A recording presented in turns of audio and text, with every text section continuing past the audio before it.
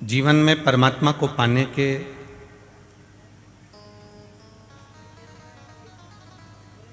कुछ ना कुछ तरीके ढूंढना चाहिए।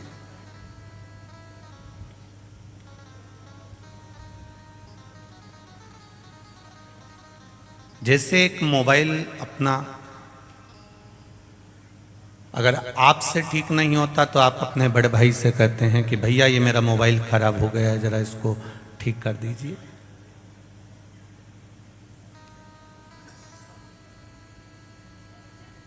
और बड़े भैया से भी अगर मोबाइल ठीक नहीं होता है तो फिर अपन अपने दोस्त से कहते हैं भाई जरा मेरा मोबाइल खराब हो गया है, जरा इसको ठीक कर दीजिए। और अपने दोस्त से भी अगर वो मोबाइल ठीक नहीं होता है तो फिर हम उसको कहीं ना कहीं उस दुकान वाले के पास में लेकर जाते हैं और दुकान वाले से कहते हैं ये मोबाइल थोड़ा खराब हो गया है, इस मोबाइल को थोड़ा सा ठीक कर दीजिए।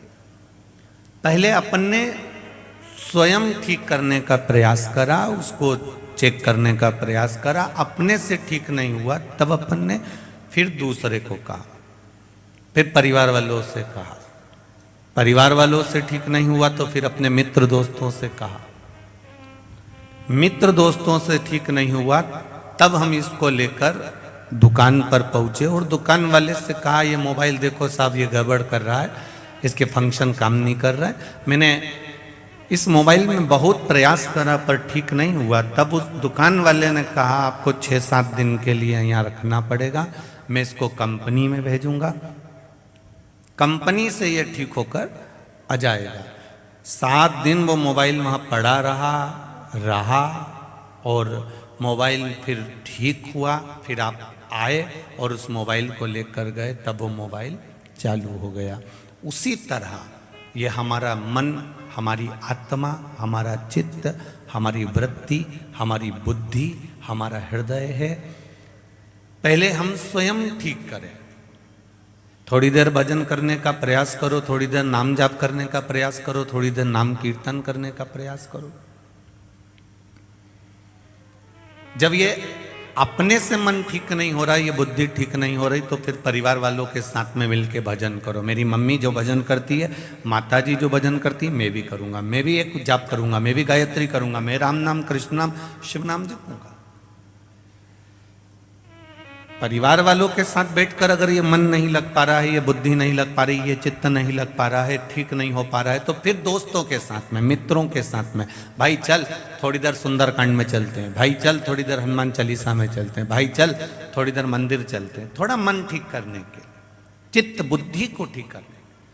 और जब वहां पर भी ये चित्त बुद्धि, ये मन ठीक ना हो तो फिर 7 दिन के लिए इस शोरूम में आकर इस मन को छोड़ दो, 7 दिन में ठीक हो जाएगा, ये निश्चित है।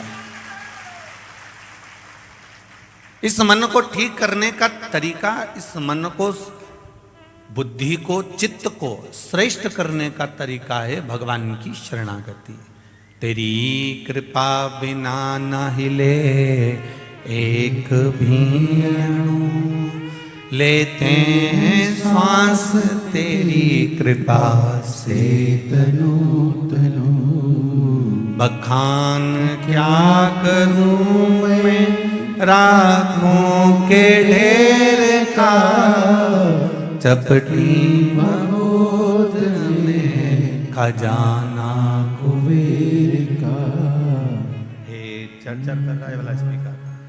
हे गंगधार मुक्ति द्वार ओमकार तू, भोले ओमकार तू।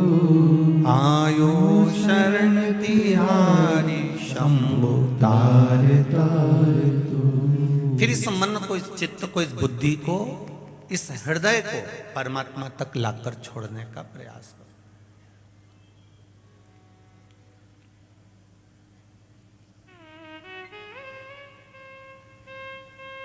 और जब ये बुद्धि, ये चित्त, ये मन परमात्मा तक पहुंच जाए, 7 दिन में ये मन कहीं भगवान की अविरल भक्ति में डूब जाए, तो समझ लो कि भगवान ने आप पर कृपा करी है, जो हम ये 7 दिन के लिए ये बैतूल की पावन धरा पर, माँ मुलताई की इस पुण्यमय धरा पर अपन बैतूल में कथा सुनने के लिए आए, ये उसकी करुणा, ये उसकी उदार।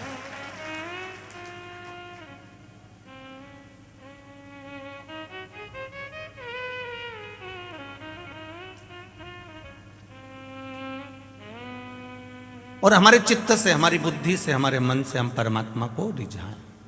महाराज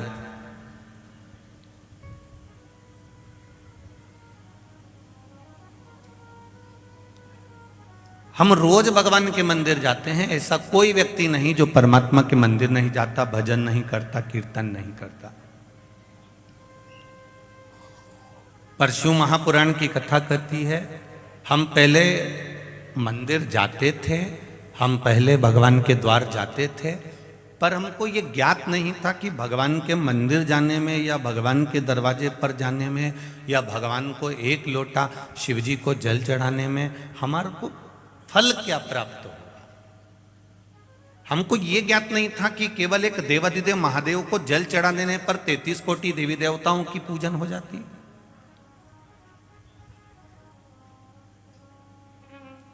केवल भगवान शंकर को जल चढ़ा देने से, भगवान शिव की आराधना कर देने से, भगवान शिव का श्री शिवाय नमस्तुभ्यम मंत्र का मात्र उच्चारण कर लेने से हमारा कार्य सफल हो जाता है।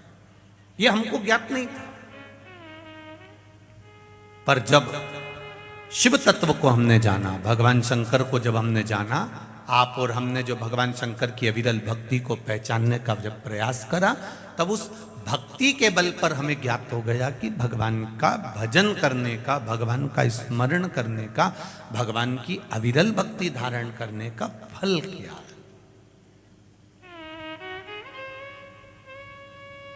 ये बघेल परिवार, बात्रा परिवार, बाथरे परिवार, मालवीय परिवार, ये सब जो कथा करवा रहे हैं, ये कहीं ना कहीं भगवान की शिव भक्ति का रसतत्व ग्रहण करे होंगे, तब जाकर उस भक्ति के रसतत्व को बैतूल तक लेकर आए।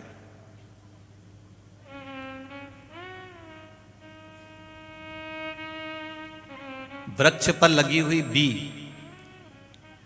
वृक्ष पर लगा हुआ फल, सारे फलों में श्रेष्ठ फल वो होता है जिसको मिट्ठू ने, तोते ने, पक्षी ने उसको चोंच लगा दी हो तो वो फल अपने आप उसमें मिठास, क्योंकि पक्षी फल वही चुनता है, पक्षी फल वही पसंद करता है जो मीठा होता है।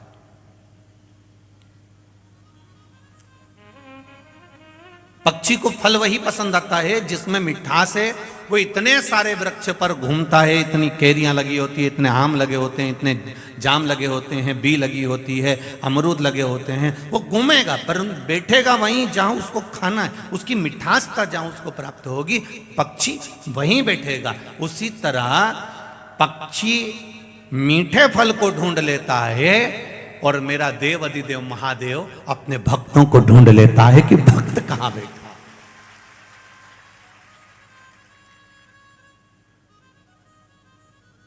लाखों की संख्या में आप लोग आए हुए हो।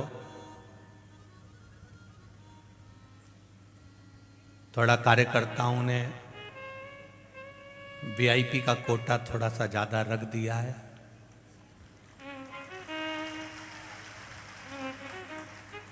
उसके लिए हम क्षमा चाहते हैं आपसे।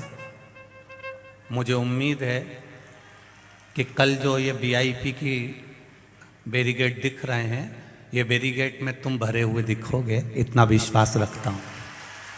और इस बैरिकेड से जो ये पर्दे से मेरी माताएं ढक रही है, इधर से मेरी माताएं ढक रही है, उनको दिख नहीं रहा, ये सब पर्दे हटा दिए जाएंगे कल।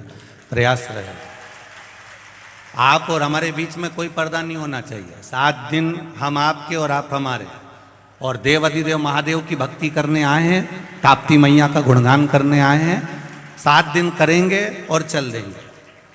7 दिन के लिए भगवान की अविरल भक्ति, जितना बैतूल ताप्ती के रस तत्व में और शिव महापुराण में डूब सकता है डूब लो। इसके बाद में मौका फिर मिले ना मिले, ये जीवन का कोई ठिकाना नहीं। आप तो खूब भक्ति करो और दिल से करो। और बैतूल वालों को धन्यवाद दूंगा। पूरे बैतूल के सभी भाई बंधु इस पूरी शिव महापुराण की कथा में दिल से लगे हुए हैं। मेरा बैतूल वासियों को बहुत बहुत धन्यवाद, नमन था आपको। खूब व्यवस्था करी आप लोगों ने भक्तों के लिए, चाय की, नाश्ते की, भोजन की, जगह जगह आप लोग जो व्यवस्थाएं करे हैं उसके लिए बहुत बहुत साधुवाद है, बहुत बहुत धन्यवाद है आप लोगों को। ये बैतूल का जो भाव है वो हमको 7 दिन का यही सुख और आनंद, बस आप और हमारा शिव भक्ति की दृढ़ता बढ़े और माँ ताप्ती का गुणगान हमारे जीवन में पहुँचे कि हम किस भाव से भगवान का भजन कर सकें। शिव कथा कह रही है, भगवान शंकर का गुणगान कर रहा है, भगवान शंकर का स्मरण कर रहा है, शिव महातत्व कह रहा है। हमने थोड़ा सा मार्ग चेंज करा और कभी कभी करना पड़ता है भाई, बहुत जरूरी है, बहुत जरूरी है।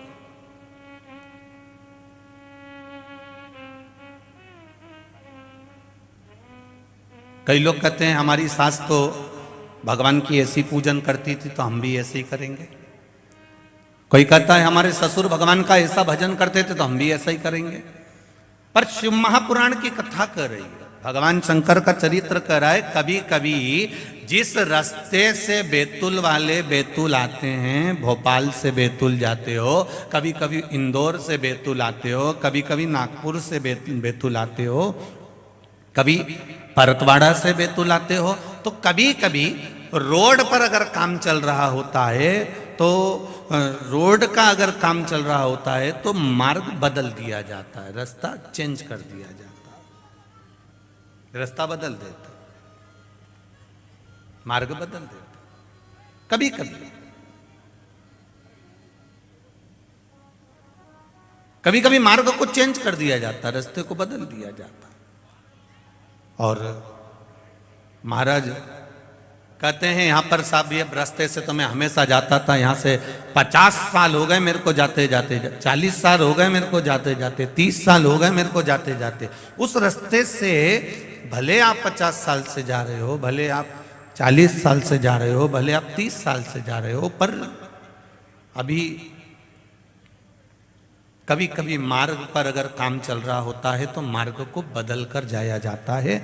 उसी तरह शिव महापुराण की जो कथा है, भगवान शंकर का जो संवाद है, भगवान शंकर को जो जानना है हमको, भगवान शंकर को जो पहचानना है हमको, ये हमको भगवान शिव के पास जाने का थोड़ा सा मार्ग बदल देता, थोड़ा सा पथ बदल देता।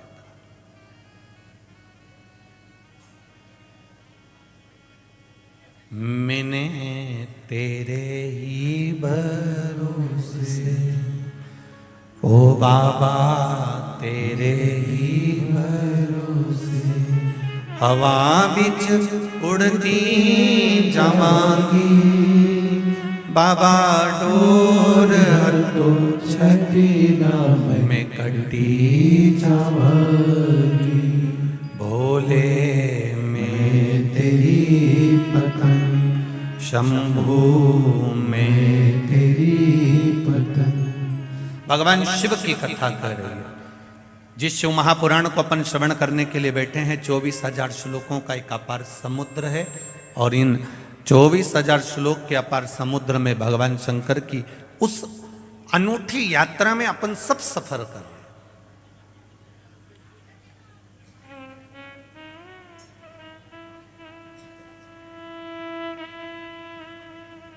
और उस यात्रा का जो सुख है, उस यात्रा का जो आनंद है, वो अपने आप में एक अविरल आनंद है। कथा कह रही है,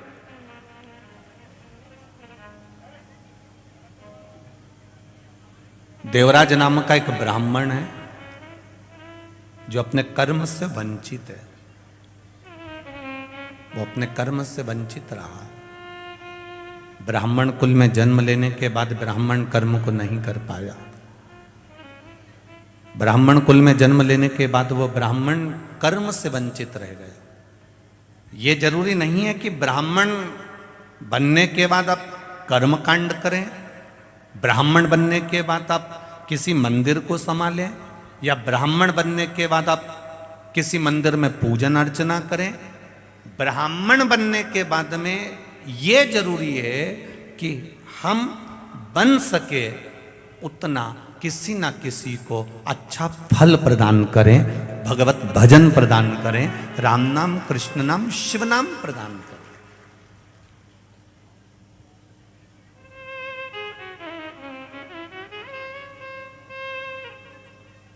जितना बन सके हम अच्छा देने का प्रयास करें, क्योंकि ब्राह्मण मार्गदर्शक भी होते हैं। पर देवराज नामक का जो ब्राह्मण था, इसने एक गलती करी और वो गलती बड़ी विचित्र थी। खुद के लिए अगर थोड़ा बहुत जो कमा रहा था, खुद के लिए ला रहा था, वो खुद का जो लेकर आ रहा था उसमें तो उसको सुख मिल रहा था। पर जब वो गलत संगत में पड़ गया, वैश्यावृत्ति में, जुए में, मांसाहार में, मदिरा पान में, गलत गलत जगह पर जब वो पड़ गया, तब उसको धन की अधिक जरूरत पड़ने लगी। और जब धन की अधिक जरूरत पड़ने लगी तो वो धन लाने के लिए आतुर हुआ। अच्छा, पहले भी कथा में काज फिर कह रहे हैं आप लोगों से, पेट भरने की जवाबदारी मेरे भोलेनाथ जी की है, क्योंकि जन्म उसने दिया है तो मृत्यु भी वो देगा, और पेट उसने दिया है तो भरेगा भी वही। पेट भरने की जवाबदारी देवाधिदेव महादेव की है, पर तुम्हारे घर की पेटी भरने की जवाबदारी देवाधिदेव महादेव की नहीं है।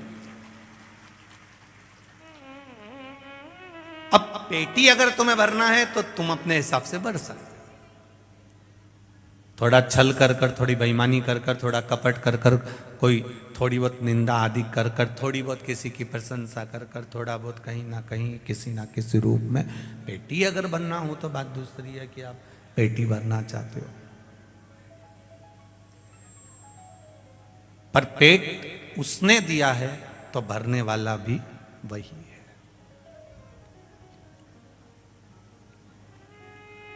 देवराज स्वयं जब तक कमाता था खुद के लिए कमाता था और ईमानदारी से कमाता था, पर जब वेश्यावृत्ति में पड़ने लगा, गलत काम में पड़ने लगा, तो उसको धन की दुगनी जरूरत पड़ने लगी।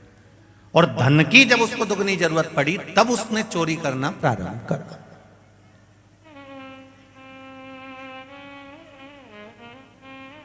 तब उसने चोरी करना प्रारंभ करा। अब वो चोरी कर रहा है, अब वो धन को चुरा कर ला रहा है, अब वो धन को कहीं गलत जगह से एकत्रित करने का प्रयास कर।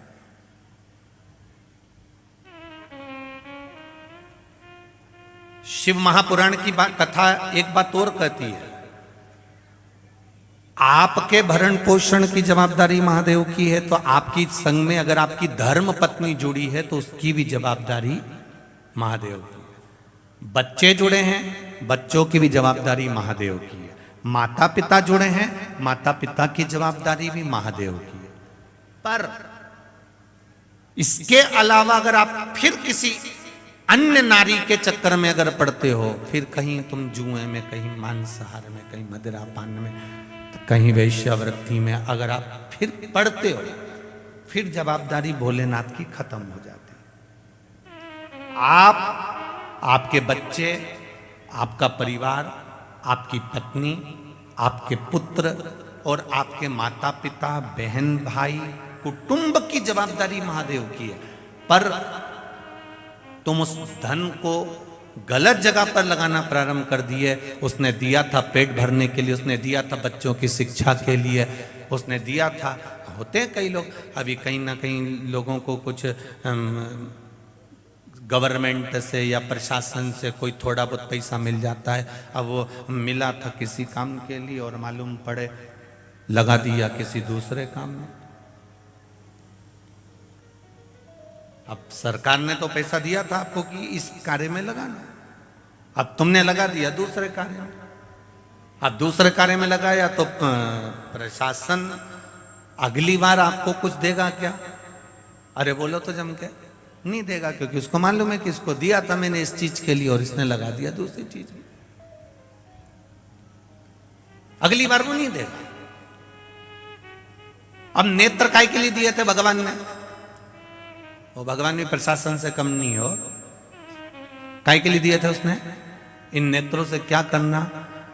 भगवान का बोलो बोलो जम के बोलो, दर्शन करना। इन नेत्रों से दर्शन करिए, इन नेत्रों से पोथी पुराण पढ़िए, शिव महापुराण, रामायण, भागवत गीता, इसका स्मरण करिए। अब तुमने इस बार तो इस नेत्रों को भगवान में लगाया ही नहीं।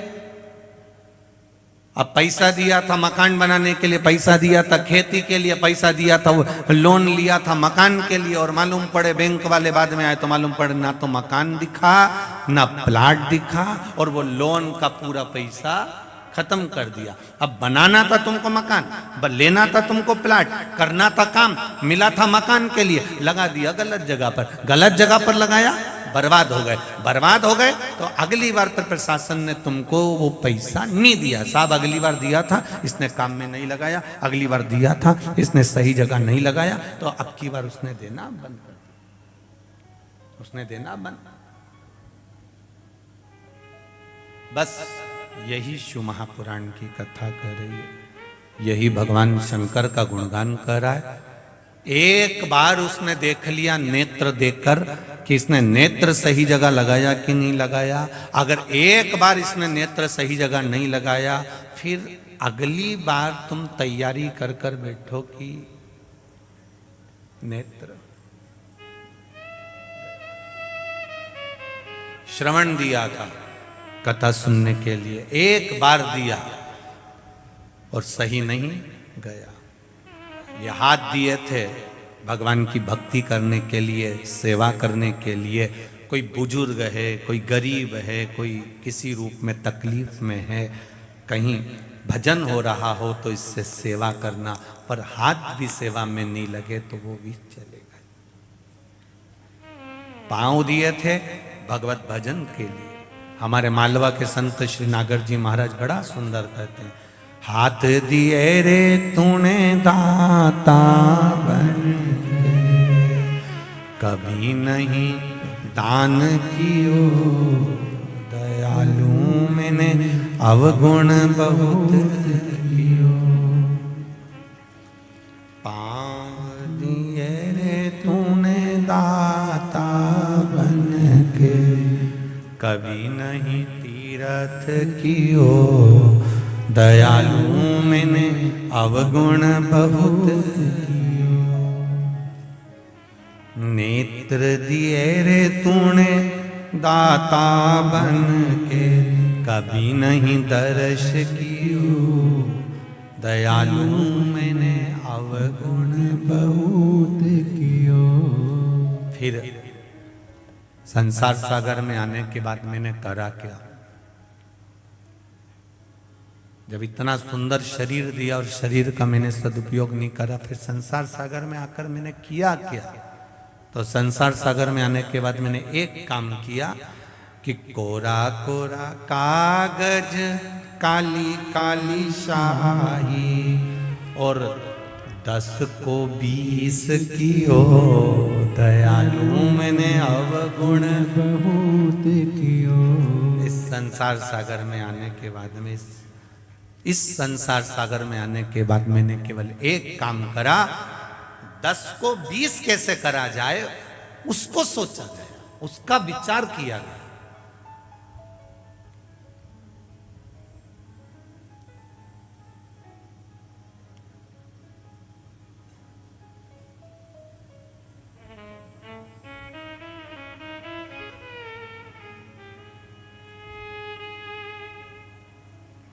ब्लड की जांच कराने पर मालूम पड़ जाता है कि बीमारी कौन सी है।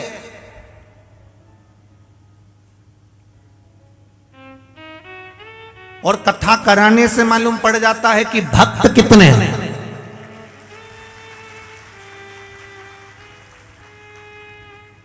ब्लड की जांच कराने से बीमारी का पता चल जाता है, और शिव महापुराण की कथा करवाने से, राम कथा, कृष्ण कथा, भगवान की अविरल भक्ति की कथा कराने से यह पता चल जाता है कि इसके हृदय में भाव कितना, इसके हृदय में, इसकी चित्तवृत्ति में परमात्मा का भजन कितना।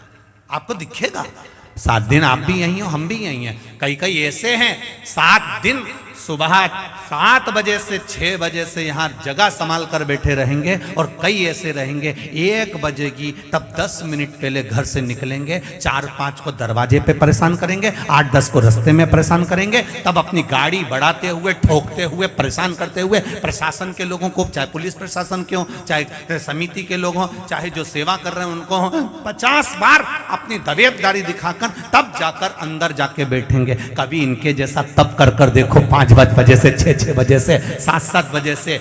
जरा देखो, बैतुल वालों के लिए कथा नहीं है, हम कहेंगे बैतुल वाले अगर कथा के पंडाल में नहीं आ सकते हैं तो एक बार रात को आकर इन भोलेनाथ के भक्तों का दर्शन कर जाना कि इनका भाव कितना शुद्ध है। ये दिखावे से नहीं आते, ये केवल 2 रोटी मिलेगी पड़े रहेंगे, नी भी मिली तो भी आपसे कहने नहीं जाएंगे कि हमको भूखे हैं या भोजन। आपको हर 2-3 घंटे में कुछ चाहिए। ये सवेरे 7 बजे से जगह संभाल कर बैठते हैं, रात तक केवल 7 बजे से जगह संभाली, 1 बजे कथा चालू हुई। अब विचार करना, 7 बजे से 1 बजे तक का समय, उठते हैं, नहाए, वापिस आकर बैठ गए, एक जैसे बैठे, क्योंकि दूसरा पास में बैठा है तो लेट भी नहीं सकते, ना आड़े हो सकते, एक जैसे बैठे हैं, एक आसन से बैठे हैं, इंतजार कर रहे हैं 1 बजे का। 1 बजे कथा चालू हुई, 4 बज जाएगी, जब आप देखना 5-5:30 बजे आकर देखना, तब इनको थोड़ा बहुत लेटते हुए नजर आओगे। रात्रि होगी, भोजन करा, भजन करा, रात को 1-1:30 बजे तक इनके भजन कीर्तन चलते रहते हैं। फिर सुबह हुई, प्रातः में स्नान करा, फिर भजन में लग जाते हैं। 24 घंटे श्री शिवाय नमस्तुभ्यम जप रहे हैं, शिव नाम को जप रहे हैं। लोग कहते हैं हमने तपस्वी का दर्शन करा, कोई कहता है हम संतों का दर्शन करते हैं, कोई कहता है हम नर्मदा जी के घाट पर परिक्रमा करने वालों का दर्शन करते हैं, कोई कहता है हम उसका दर्शन करते हैं, कोई कहता है हम साधु का दर्शन करते हैं, कोई कहता है हम तपस्वी का दर्शन करते हैं। हम कहते हैं ये भी तपस्वी से कम नहीं, ये साधु और सन्यासी से कम नहीं, जो बैठकर भगवान शिव का गुणगान कर रहे हैं, भगवान शिव की अविरल भक्ति को धारण कर।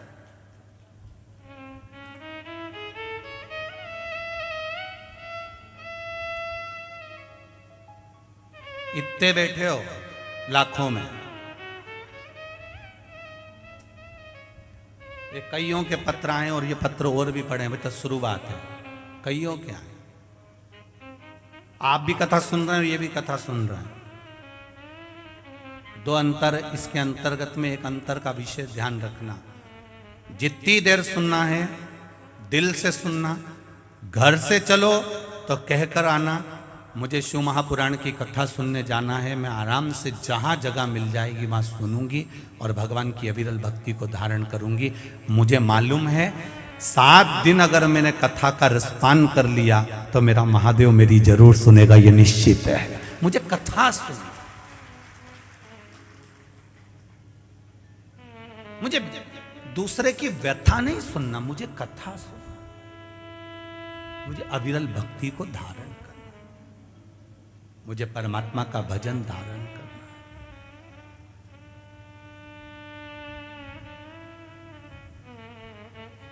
और जब तक वो नहीं चाहेगा तब तक आपको आनंद की अनुभूति नहीं हो सकती।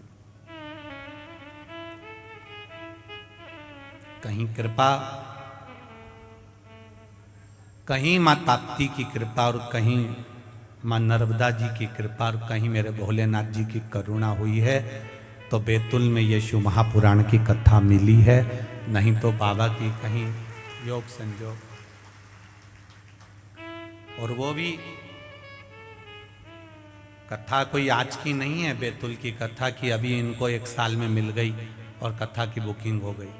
आप पूछना इन परिवार से, 2 साल पहले की कथा बुकिंग है और 2 वर्ष पहले ये कथा बुक हुई थी, तब जाकर अब उस समय पर जो कथा का स्वरूप था उस हिसाब से इनने व्यवस्था के अनुसार चले। फिर कथा का स्वरूप बढ़ता गया, लाखों में भीड़ आने लगी, फिर व्यवस्था बढ़ी, तो धीरे धीरे धीरे धीरे धीरे धीरे कहीं कहीं शिव ने संभाल लिया, शंकर के रूप में पूरे बैतुल वासियों ने संभाल लिया और इस कथा का आनंद शिव कृपा से। शंकर भगवान की उदारता बिना नहीं हो सकता।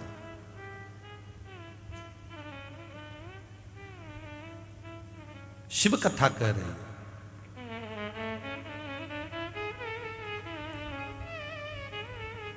देवराज ब्राह्मण का पेट भरने का जवाबदारी भोलेनाथ जी की है। आपकी और हमारी पेट भरने की जवाबदारी भोलेनाथ जी की है। हमारे परिवार का भरण पोषण करने की जवाबदारी हमारे भोलेनाथ जी की है। पर तुम वेश्या का संग पकड़ लो और वेश्या को तुम यहां से ले जा कर देना चालू कर दो, तो वो जवाबदारी मेरे भोलेनाथ जी की नहीं है। पूरा सुखमय तुम्हारा परिवार चल रहा है, अच्छे से तुम्हारे परिवार का गुजारा चल रहा है, और तुम्हारे परिवार के गुजारा चलते चलते जब तुम्हारे परिवार में कहीं ना कहीं धन के चक्कर में अगर द्वेष हो रहा है, धन के चक्कर में अगर लड़ाई हो रही है, क्लेश हो रहा है, समझ लेना कि परिवार का कोई व्यक्ति इस धन को जरूर कहीं गलत जगह पर लगाना चालू कर दिया। इसलिए मेरे महादेव ने देने से पहले अपने हाथ को रोक लिया। जरूर हमारा धन कहीं गलत जगह पर लग रहा है, और जिसके यहाँ धन आते जा रहा है, समझ लेना हमारे परिवार में सब लोग भजन करने वाले हैं, सब में प्रेम बहुत है, स्नेह बहुत है, इसलिए मालिक भी देने में कमी नहीं रख रहा। मेरा भोलेनाथ दे बहुत रहा। जब कहीं धन की कमी दिखे, जब कहीं संपदा की कमी दिखे, जब कहीं तुम्हें लगे कि धन कम हो रहा है, हमारा पैसा हमको कहीं ना कहीं कम दिख रहा, व्यापार कम हो गया, कमाई कम हो गई, तो समझ लो कि कुछ ना कुछ वो पैसा गलत जगह पर जाना चालू हो गया, वो धन गलत जगह पर जा रहा है।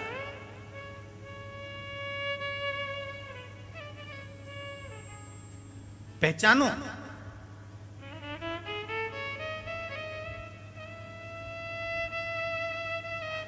गाय, लक्ष्मी और बेटी,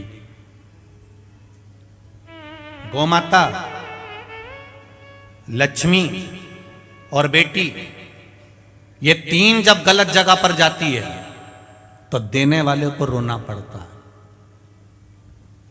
गाय तुमने ब्राह्मण को दी, कोई दादाजी चले गए, दादी जी चली गई, कोई डोकरा डोकरी निपट गया और तुमने दे दी ब्राह्मण को। ब्राह्मण लेकर गए गौ माता को, जब तक गौ माता ने दूध दिया उसको संभाल कर रखी, फिर बाद में मालूम पड़े वो गाय तीसरे को दे दी, तीसरे से चौथे को गई, चौथे से पांचवे को गई, वो बाद में गाय कसाई के हाथ में पहुंच गई। गौ माता जब कसाई के हाथ में पहुंची तो कटते समय जब रोती है तो बद्दुआ देती है। वो बद्दुआ न ब्राह्मण को लगती है न किसी दूसरे को लगती है, जिसने संकल्प छोड़ा था गौदान का, वो बद्दुआ उसको लगती है कि तूने मुझे दान दिया था तो मैं गलत जगह कैसे पहुंच गई। उसी तरह गौ दान जिसने दिया उस दान करने वाले को रोना पड़ता है, और कन्यादान जिसने दिया, और बेटी अगर किसी गलत लड़के के चक्कर में फंस गई और तुमने कह दिया साहब हमने तो जमाई अच्छा देखा था और बेटी को दुख है, बेटी को तकलीफ है, बेटी को कष्ट है, तो उसको भी रोना पड़ता। कन्या दान करने वाले को रोना पड़ता। दो कन्यादान वाले कितने रोए हैं जरा विचार करिए इस ताप्ती शिव महापुराण कथा। एक दक्ष प्रजापति और दूसरे नंबर पर थे विश्वकर्मा जी।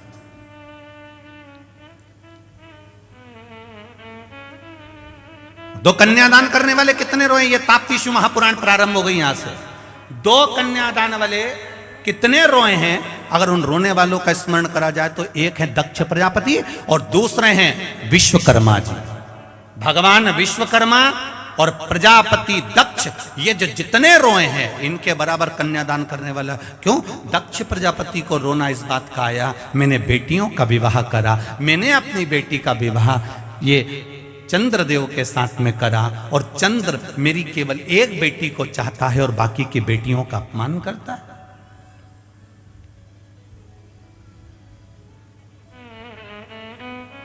सारी बेटियां दक्ष प्रजापति के सामने आकर खड़ी हो गई। पिताजी, एक बेटी ने भी दक्ष प्रजापति से ये नहीं कहा कि हमको दुख है, बस बेटी आकर खड़ी हुई और दक्ष प्रजापति की आंख में आंसू भरे थे। एक बेटी और बाप का अटैचमेंट है, ये बेटी और बाप का हृदय है। ये बेटी और बाप का स्नेह है, ये बेटी और बाप का प्रेम है, ये बेटी और बाप का स्नेह। बाप अपनी बेटी का केवल चेहरा देखकर पहचान जाता है कि मेरी बेटी को क्या तकलीफ है। बेटा मां को प्रिय होता है और बेटी, जम के बोलो जरा, बाप को प्रिय होती है, पिता को प्रिय होती है, उसके पापा को प्रिय होती है कि मेरी बेटी है और मेरा पापा। पिता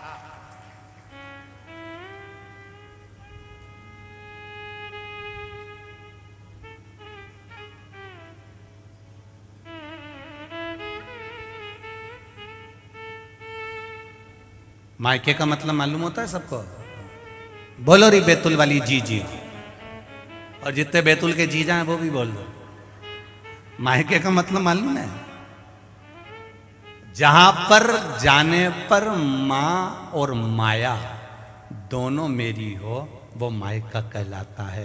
मायके में जाने के बाद बेटी कह दे पापा ऐसा, तो पत्थर की रकील मेरी छोरी ने कहा अब तो ऐसा करूंगा ही सही, अब करूंगा ही सही। मां मेरी माता ने जो कहा है मैं उसके अनुसार करूंगा।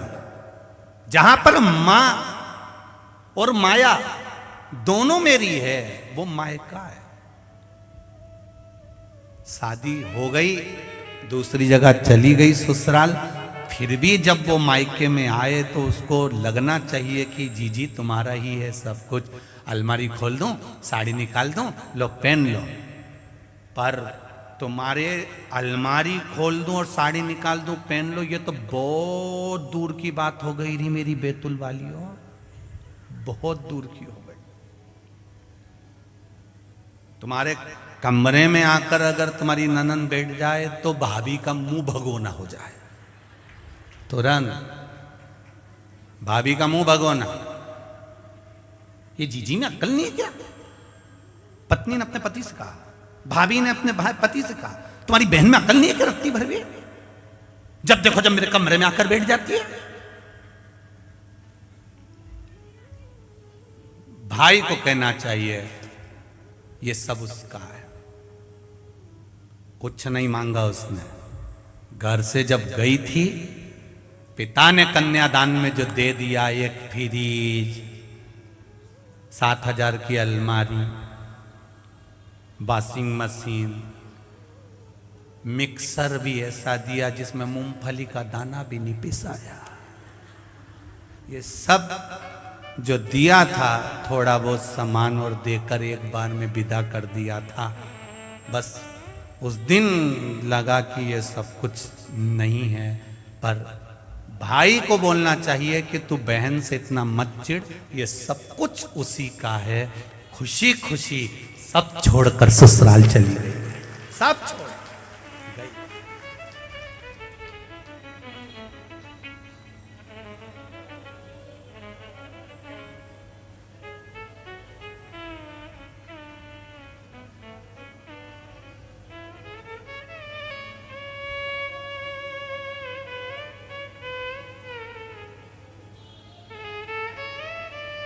सब छोड़ दिया।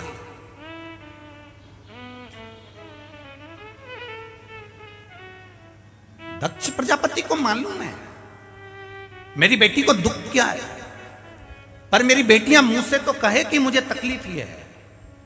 विश्वकर्मा जी को मालूम है कि मेरी बेटी को संज्ञा को दुख क्या है, पर संज्ञा एक बार तो मुंह से कहे कि पिताजी दुख ही है।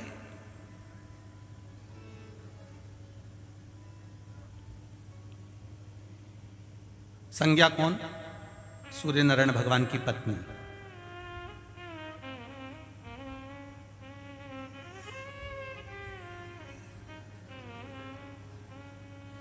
विश्वकर्मा जी को मालूम है मेरी बेटी संज्ञा को दुख है, और दक्ष प्रजापति को मालूम है कि मेरी बेटियों को दुख है, पर मुंह से कहे तो सही।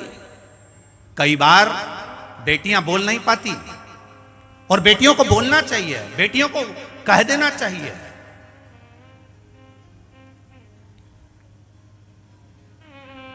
और पिता का प्रेम किसको कह सकते हैं, पिता की करुणा किसको कह सकते हैं?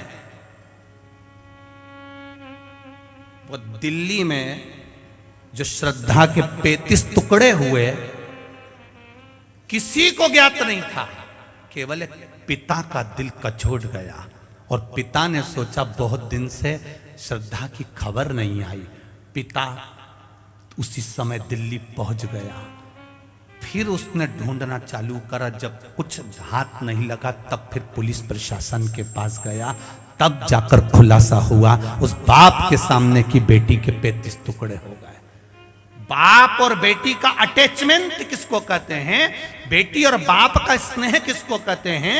बेटी की आंख में आंसू आते हैं और बाप पहचान जाता है कि मेरी बेटी क्यों रोई है। उसकी आंख में अश्रु कैसे आ गए, उसके नैनों में जल कैसा आ गया।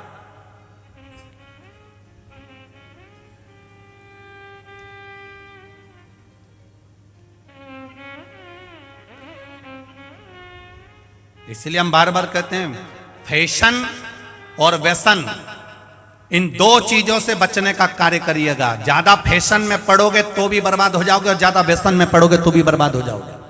फैशन भी तुमको बर्बाद कर देगा और व्यसन भी तुमको बर्बाद कर देगा। एक जरा सा कहीं धूम्रपान कर लिया, कहीं तंबाकू खा लिया, कहीं मदिरापान कर लिया, कहीं मांसाहार कर लिया, कहीं वैश्यावृत्ति कर ली, कहीं जुआ खेल लिया, फैशन भी बर्बाद करेगा और व्यसन भी बर्बाद कर देगा। इन दोनों से बचने का प्रयास करिए। जिसके घर का धन फैशन और व्यसन में दोनों में जा रहे चालू हो जाए, समझ लो धीरे धीरे कुछ ना कुछ गड़बड़ी होना प्रारंभ हो गई।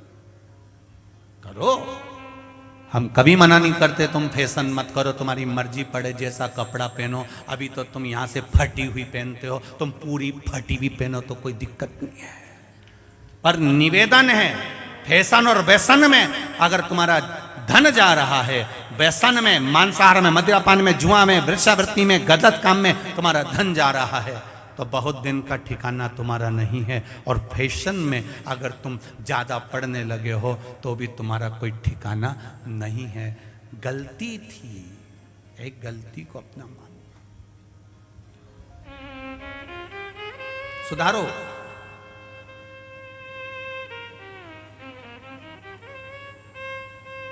बहुत मर्यादा से हम लोग कथा कर रहे हैं, आज पहला दिन है इसलिए शांति से।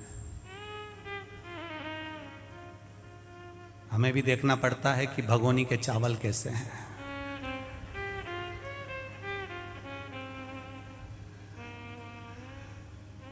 क्यों बात रहे जी, सही है, देखना पड़ता है कि चावल कैसा है। हो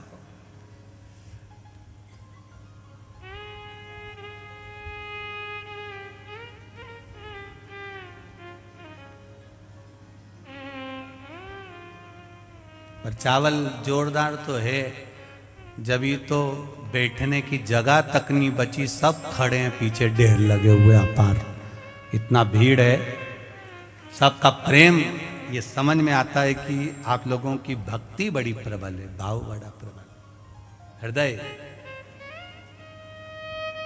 और जो भजन का बल है यही बाबा की कृपा से आपका खूब आनंदमय रहना चाहिए। खूब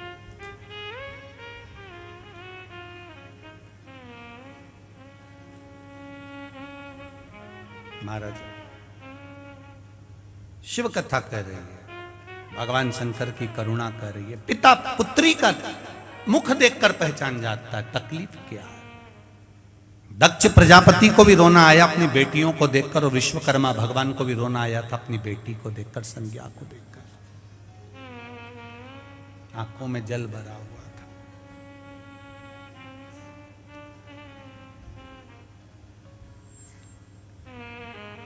नयन में जल भरा हुआ। दक्ष प्रजापति ने भी अपनी बेटियों से पूछ लिया था कि बात क्या है, कुछ बोलोगी तुम? 3 बार मेरे पास में सारी की सारी बेटियां आ चुकी हैं, मेरी पूरी कन्याएं आ चुकी हैं, पर तुम बोलती क्यों नहीं हो? हुआ क्या? चंद्र ने कुछ कहा तुमको, कुछ बोला तुमको? नहीं। छोटा मोटा दुख होता है ना, तो ये भारत भूमि की जो मेरी बेटियां हैं, छोटे मोटे दुख को तो सहन कर लेती हैं, छोटी मोटी तकलीफ को सहन कर लेती हैं, छोटे मोटे कष्ट को सहन कर लेती हैं। भारत की बेटियां बोलती तब है जब अति हो जाती है, अति जब हो जाती तब भारत की बेटियां बोलना चालू करती हैं।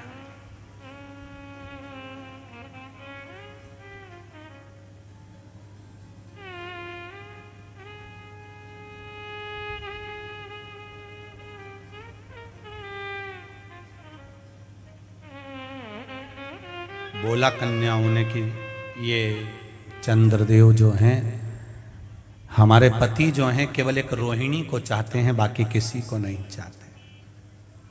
जो प्रसंग यहां आकर अड़ा था वो प्रसंग विश्वकर्मा जी के सामने आकर खड़ा हुआ था। जब संज्ञा छोटी थी, विश्वकर्मा जी की बेटी जब छोटी थी, सूर्य के तपन में खेला करती थी। सूरज की किरणें पड़ रही और संज्ञा उसमें खेल रही। आपका बच्चा धूप में अगर खेल रहा है तो आप के मन में करुणा आएगी कि नहीं आएगी? आप बोलोगे, ए छोरा चल अंदर, हे बाबू चलो अंदर, बहुत तेज गर्मी पड़ रही है, बहुत तेज धूप पड़ रही है, चलो अंदर चलो जरा। इतनी धूप में नहीं जाते, बाहर चक्कर आ जाते हैं, इतनी धूप में नहीं जाते। सूर्य की किरण अपार पड़ रही है और वहां संज्ञा खेल रही है, विश्वकर्मा जी की पुत्री खेल रही है।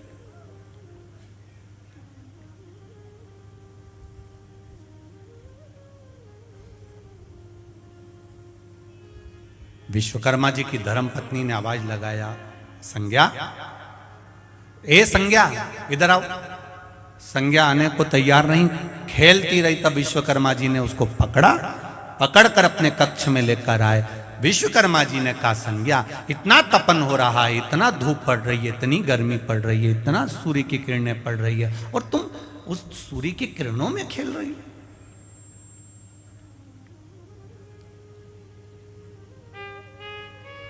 विश्वकर्मा जी ने अपनी धर्मपत्नी से कहा, मुझे लगता है हमारी बेटी को सूर्य की किरणें अच्छी लगती है, इसलिए तपतपाती हुई किरणों में, सूर्य की तपतपाती हुई किरण के अंतर्गत धूप में हमारी बेटी चली जाती।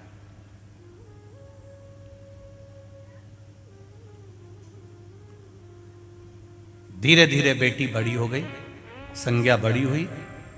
जब संज्ञा बड़ी हुई तब उनका विवाह का मन में भाव आया। तब संज्ञा को लेकर विश्वकर्मा जी पूरे ब्रह्मांड में घूम रहे हैं हाथी पर बिठाकर कि मेरी बेटी को मैं ब्याहना चाहता हूं और इसके लायक जो वर होगा मैं उससे विवाह करूंगा। आपसे भी निवेदन है, अगर तुम्हारी बेटी पढ़ी लिखी है तो उससे दुगना पढ़ा लिखा उसका वर होना चाहिए। तुम्हारी बेटी विद्वान है तो उससे दुगना विद्वान उसका वर होना चाहिए। रामचरितमानस तक में वर्णन आया है कि सीता मैया की विद्वत्ता से दुगना विद्वान राम जी को ढूंढा गया था। सीता जी ने उल्टे हाथ से धनुष को उठाया था मात्र 6 वर्ष की आयु में, और जनक जी ने मन में संकल्प ले लिया था कि इसका पति वो होगा जो सीधे हाथ से धनुष को उठाकर चढ़ाकर तोड़ देगा, बेटी उससे ब्याह दूंगा। सीता 6 वर्ष की आयु में अगर धनुष को उठा सकती है तो इसका पति वो हो जो इस धनुष को उठाकर तोड़ दे तो बेटी को ब्याह। अब विद्वत्ता देखी गई, विद्वान पद देखा गया कि सीता से दुगना विद्वान उनका पति राम होना चाहिए। उसी तरह विद्वत्ता यहाँ देखी जाती है कि विश्वकर्मा जी ने विचार करा कि मेरी बेटी का विवाह किसके साथ करूं, कोई अच्छा लड़का ढूंढ लेता हूं, इससे विद्वान होना चाहिए। अब मेरी बेटी इतनी धूप में सूर्य की किरणों में तप करती है, सूर्य की किरणों में बैठी रहती है, तो इसका पति वो होना चाहिए जो इस सूर्य की किरण से भी ज्यादा तप में लीन हो। तब हाथी पर बिठाकर विश्वकर्मा जी अपनी बेटी को लेकर गए, और जब विश्वकर्मा जी हाथी पर बिठाकर अपनी बेटी को लेकर जाते हैं और हाथी पर बिठाकर बेटी को लेकर सब जगह पर गए, जाने के बाद अंत में सूर्य देवता के पास में गए। तब संज्ञा ने सूर्य को देखा और सूर्य ने संज्ञा को देखा। तब सूर्य देवता ने कह दिया कि मैं आपकी बेटी से विवाह करना चाहता हूं।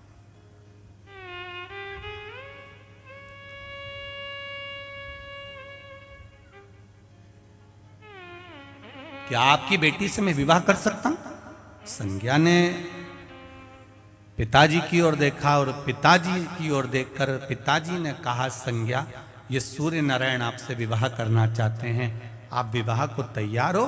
संज्ञा कहती है, मेरे पिता ने मुझे पाल पोस कर बड़ा करा, मेरे पिता ने मुझे आज इतनी उम्र दी है, मेरे पिता ने मुझे अपनी गोदी में बिठाकर मुझे रोटी का निवाला खिलाया है, मेरे पिता ने मुझे वस्त्र आभूषण से सजाया है, मेरे पिता ने मुझे विद्याध्ययन कराया है, मेरे पिता विश्वकर्मा जहां चाहें बेटी का विवाह कर सकते हैं, मैं मना नहीं करूंगी। ये संज्ञा के शब्द आपकी भी जिंदगी में आना चाहिए। हम पहले भी कथा में कहे, आज फिर कहते हैं, केवल एक बेटी ऐसी होती है जो पिता को स्वर्ग पहुंचा सकती है, एक बेटी ही ऐसी होती है जो पिता को 94 तरह के नरक में डाल सकती है। जिस पिता के घर में बेटी का जन्म होता है, जिस घर में बेटी जन्म लेती है, वो बेटी अपने पिता को कन्यादान का मौका अवश्य दे। कन्यादान एक ऐसा दान होता है कि माता और पिता 94 नरक में ना पड़कर सीधे बैकुंठ में चले जाते हैं, केवल एक कन्यादान करने पर, केवल एक कन्यादान करने पर। और जिस पिता की बेटी अपने पिता को कन्यादान का मौका नहीं देती और जो उसके मन में आता है कि नहीं मैं तो पढ़ती थी, मैं एजुकेटेड, मैंने तो इतनी पढ़ाई करी, मैंने तो कोई ऐसे ही, मैं अच्छी नौकरी करती हूँ तो मैं उसको ज़्यादा चाहती हूँ और मैं पिता के अनुसार शादी नहीं करूँगी, मैं तो उससे करूँगी। और पिता ने समझाया वो अच्छा नहीं है। देख, हाथी के दांत दिखावे के अलग होते हैं और अंदर के चबाने के, बोलो बोलो रे बेतुल वालो, अलग होते हैं। दिखावे का दांत अलग होता है और चबाने का दांत अलग होता है। ऐसे कई लोग हैं जो तुम्हारे सामने आएंगे, गाड़ी का हारन बजाएंगे, तुमको गाड़ी पे बिठाएंगे, चाउमीन खिलाने ले जाएंगे, पानी पता से खिलाने ले जाएंगे, होटल ले जाएंगे। ईमानदारी से देखा जाए तो गाड़ी भी इनकी नहीं होती और पेट्रोल भी इनका नहीं होता, वो तो सुधरने आ जाती है तो लेकर चले। वो तो सुधरने आई थी तो इन्होंने कहा चलो 2 मिनट उसी को घुमा लाऊं, बेवकूफ बनाऊंगा, गाड़ी दिखाऊंगा, चाउमीन खिलाऊंगा और किसी को अपना बना लूंगा और थोड़े दिन बाद ऐसे 35 टुकड़े दिल्ली में होगा। ऐसे अब इसमें चतुरता तुम्हारी होना चाहिए। चाउमीन खा लो, मना नहीं, पर शादी तो मेरा पिता कहेगा उसी से करूंगी। कन्यादान का मौका मैं अपने पापा को दूंगी, मैं अपने पिता को दूंगी। कन्यादान का मौका मेरे अपने बाबुल को, अपने पिता को दूंगी।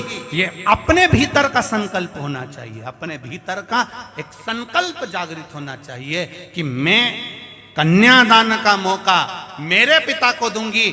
मेरा भाई भले मेरे माँ बाप की सेवा करे चाहे नहीं करे, भाई जीते जी माँ बाप को सेवा करके बैकुंठ भेजे ना भेजे, मेरा भाई पिंडदान करे ना करे, मेरा भाई कुछ दान दे ना दे, पर मैं जीते जी अपने पिता के सामने बैठकर मेरा बाबुल मेरा कन्यादान करेगा। जिस दिन कन्यादान बेटी का होता है उस दिन बेटी पिता को बैकुंठ भेज देती है।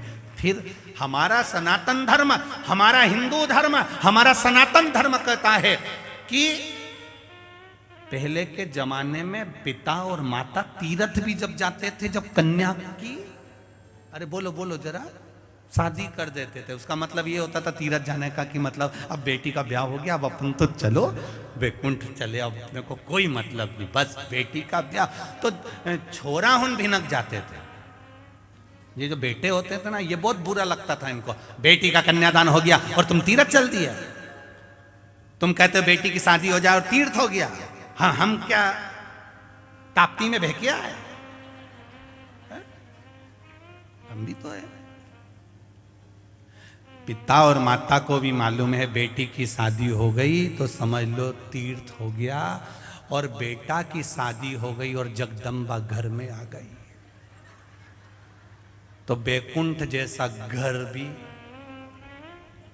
सुबह शाम देवी की आरती की आवाज आएगी। सुबह शाम एक ही आरती चलेगी, अम्बे तू है जगदम्बे काली, जय हो बेतुल।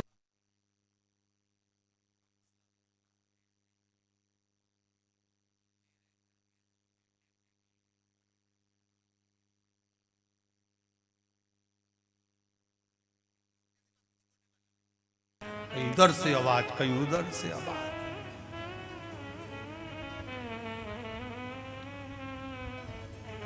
सास और बहू की जब लड़ाई होती है वास्तव में बहुत आनंद की लड़ाई होती है, बहुत आनंद की होती है।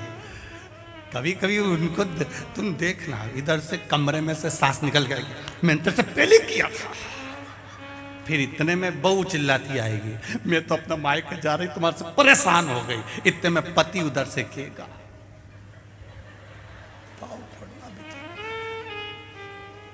ये मंदिर में जो घंटा टंगता है ना बीच में, बस वो स्थिति जीजाओं की है, वो स्थिति। ये कुछ बोले तो घंटा बजे, ये कुछ बोले तो घंटा बजे, परेशान। थोड़ा नियमता में, आनंद में, सुख में कन्यादान का मौका दो अपने माता पिता को, जीवन सार्थक होगा। कहा संज्ञा से विश्वकर्मा जी ने कहा, बेटी सूर्य नारायण भगवान मांग रहे हैं आपको, कन्यादान कर दूं? संज्ञा ने कहा जहां मेरा पिता चाहे वहां कन्यादान करो। सूर्य देवता ने कहा संज्ञा मैं शादी तो तुमसे करना चाहता हूं, विश्वकर्मा जी भी राजी हैं, आप भी राजी हो, पर एक बात कहना चाहता हूं, मेरे तप को क्या तुम सहन कर सकती हो? कितनी तेज किरण है मेरी, कितना प्रकाश है मेरा, कितनी तपन है मुझ में, क्या तुम उस तपन को सह सकती हो? संज्ञा ने कहा जिस घर के संस्कार अच्छे होते हैं उस घर में बेटी ये सीख कर जाती है कि अगर ससुराल में दुख भी मिलेगा तो थोड़ा सहन करना है, दौड़ दौड़ कर मायके नहीं आना है। ये संस्कार बोलते हैं, ये संस्कार कहते हैं।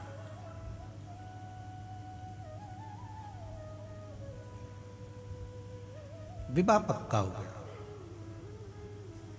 संज्ञा की शादी भी हो गई सूर्य नारायण भगवान से। क्या जोरदार विवाह हुआ, खूब जोरदार। अब जैसे दक्ष प्रजापति के पास में दक्ष प्रजापति की बेटियां आई थी, उसी तरह संज्ञा एक दिन अपने पिता के पास में आ गई।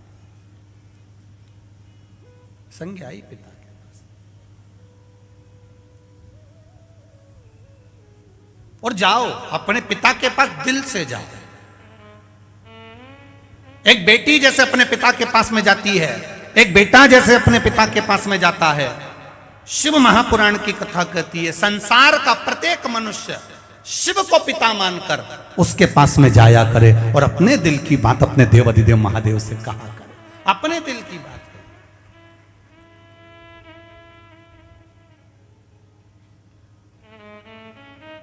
अपने हृदय की बात कहे।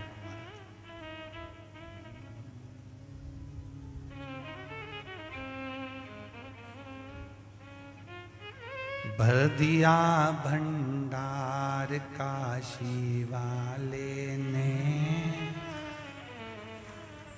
कर दिया माला माल काशी वाले ने, भर दिया भंडार काशी वाले ने, कर दिया माला माल काशी वाले ने, कर दिया भंडार काशी वाले ने, कर दिया माला माल काशी वाले ने, ओ भर दिया भंडार काशी वाले ने, कर दिया माला माल काशी वाले ने, भर दिया भंडार काशी वाले ने, कर दिया माला माल काशी वाले ने। आओ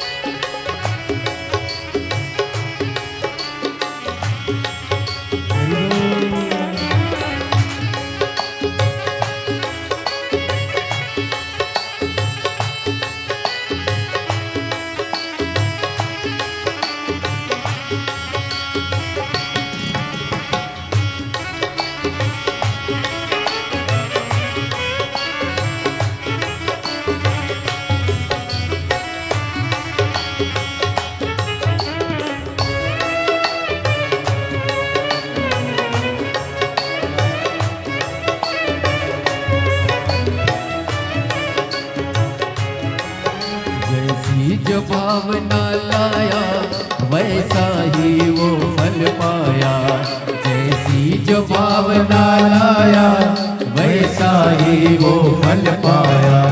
नहीं खाली उसे लौटाया वो मन ही मन हर्षाया, नहीं खाली उसे लौटाया वो मन ही मन हर्षाया।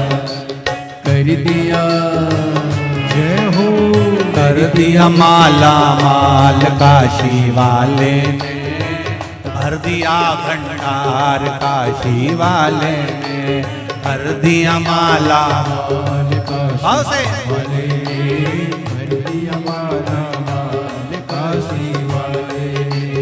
भर दिया भंडार काशी वाले ने, कर दिया माला माल काशी वाले ने। कर दिया माला माल काशी भाव से वाले ने, कर दिया भंडार काशी वाले ने। काशी वाले ने हो प्यारे काशी वाले ने, काशी वाले ने प्यारे काशी वाले ने, ओ काशी वाले ने हो प्यारे काशी वाले ने, काशी वाले ने ओ प्यारे काशी वाले ने। ओ कर दिया भंडार काशी वाले ने, कर दिया माला माल काशी वाले ने, कर दिया भंडार काशी वाले ने, कर दिया माला माल काशी वाले ने। जय हो। हरि बोल।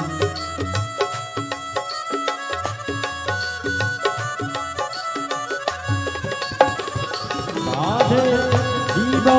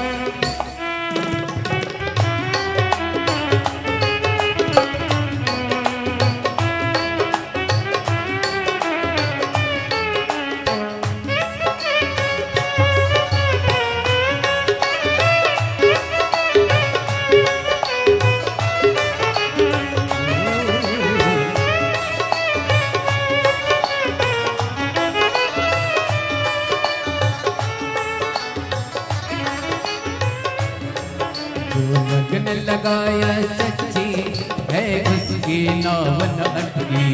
जो लगन लगाया सच्ची है उसकी नाव न अटकी। जो लगन लगाया सच्ची है उसकी नाव न अटकी। जो लगन लगाया सच्ची है उसकी नाव न अटकी। पेड़ों को पार लगाया नहीं देर करी पल भर की। पेड़ों को पार लगाया नहीं देर करी पल भर की। लुटा दिया जंजाल काशी वाले कर दिया माला माल काशी वाले। ओ मिटा दिया जंजाल काशी वाले ने कर दिया माला माल काशी वाले। कर दिया माला माल काशी वाले ने ओ कर दिया माला प्रेशर काशी वाले ने।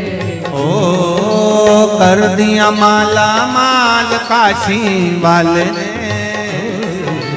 कर दिया माला माल काशी वाले ने। कर दिया माला माल काशी वाले ने। भर दिया भंडार काशी वाले ने। कर दिया माला माल काशी वाले ने। आओ आनंद से सार भासी वाले ने।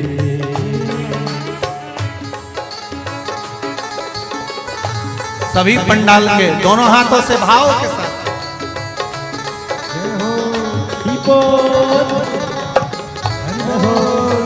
राधे राधे बोल।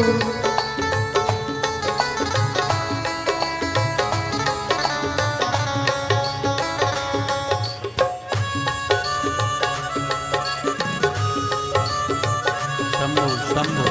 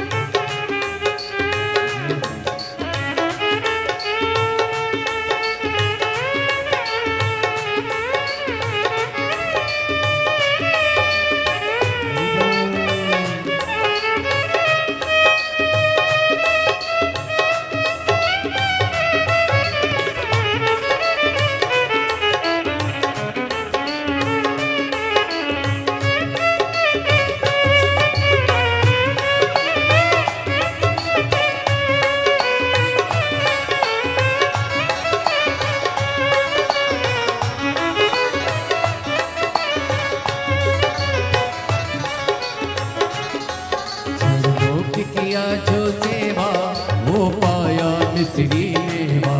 चरणों की किया जो सेवा वो पाया मिश्री मेवा।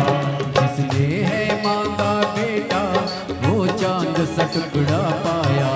जिसने है मांगा बेटा वो चांद सा टुकड़ा पाया। कर दिया फिर खुशहाल काशी वाले ने। कन्या माला माल काशी वाले ने।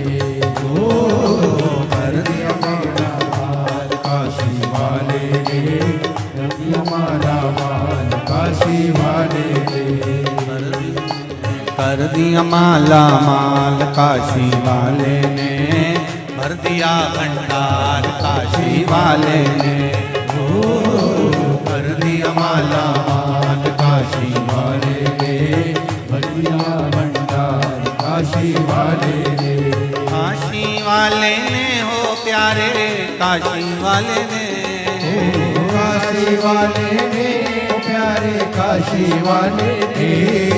ओ काशी वाले ने हो प्यारे काशी वाले ने। काशी वाले ने प्यारे काशी वाले ने। ओ कर दिया माला माल काशी वाले ने। कर दिया भंडार काशी वाले ने। ओ कर दिया माला माल काशी वाले ने।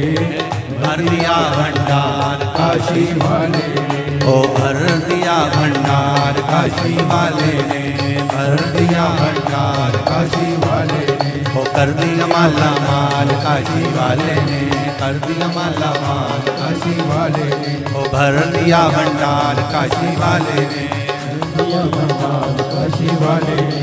हार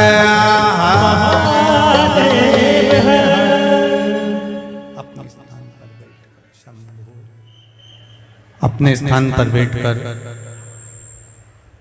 भगवान शिव के शिव महापुराण के मूल मंत्र, भगवान शिव के मूल मंत्र का स्मरण करें।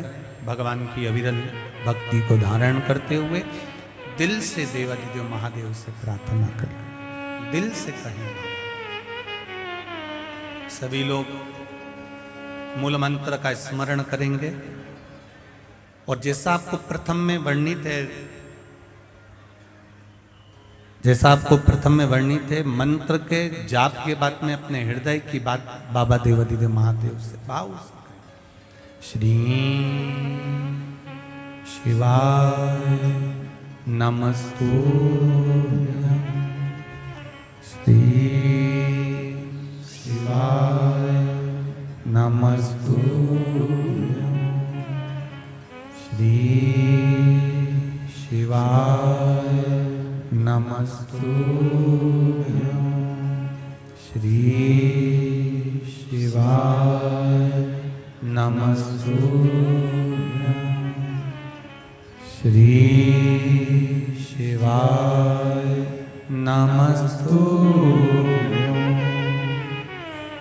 भोला सब दुख काटो मारा, ओ भोला सब दुख काटो मारा।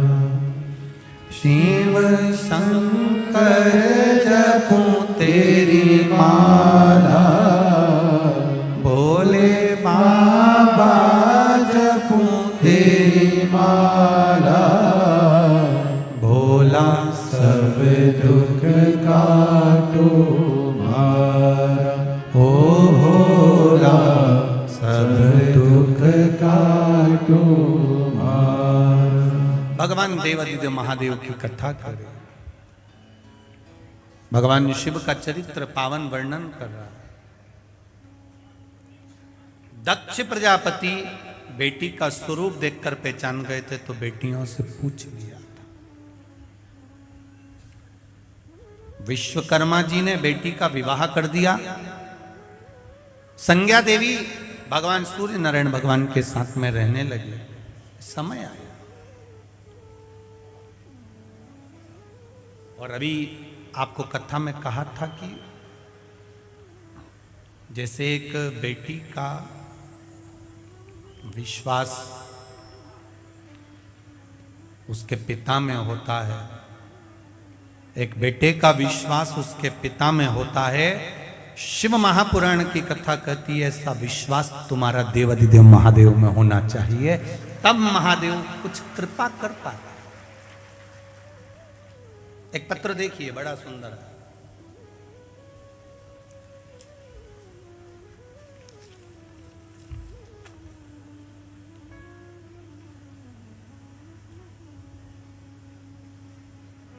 मेरा नाम श्रीमती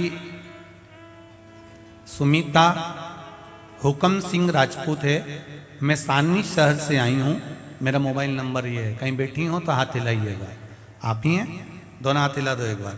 श्री शिवाय नमस्तुभ्यं। ना एक बार फिर से हिलाइए ऐसा। श्री शिवाय नमस्तुभ्यं। एक बार वापिस हिला दीजिए। श्री शिवाय नमस्तुभ्यं। मेरा नाम श्रीमती सुमिता हुकम सिंह राजपूत है। मैं सारनी शहर से आई हूँ। मेरा मोबाइल नंबर ये है।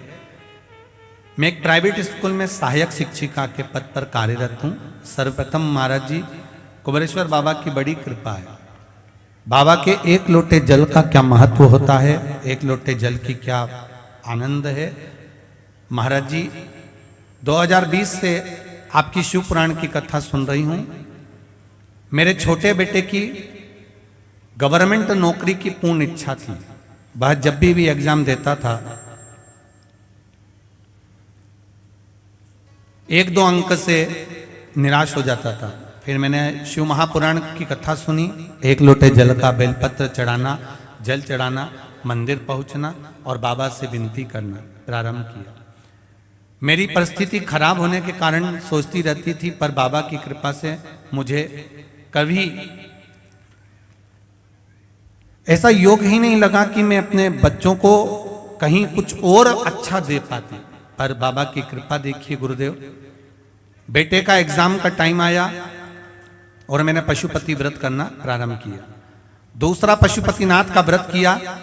पहले सोमवार मेरे बेटे ने एग्जाम दिया और दूसरे सोमवार उसने बाबा की कृपा से 1 बेलपत्र शहद के प्रयोग से, मेरे शिवजी की कृपा से मेरे बेटे ने उस एग्जाम में टॉप किया।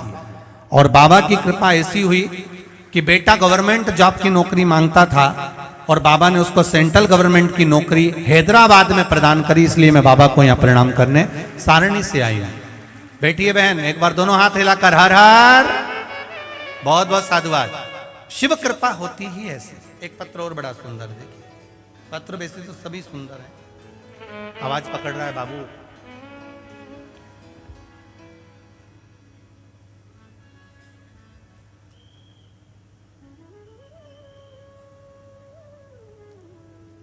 एक पत्र अच्छा लिखा है।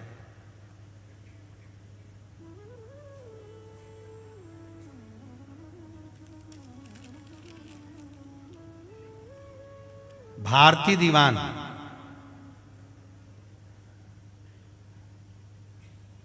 भारती दीवान, इटारसी रोड, नीलकंठेश्वर मंदिर के सामने से, दीवान कॉलोनी, बैतूल, मध्य प्रदेश सदर। कहीं बेटी हैं जिनका पत्र आया? कहीं बेटी हो तो हाथ हिलाइएगा। श्री शिवाय नमस्तुभ्यम। ठीक है, दिख गए।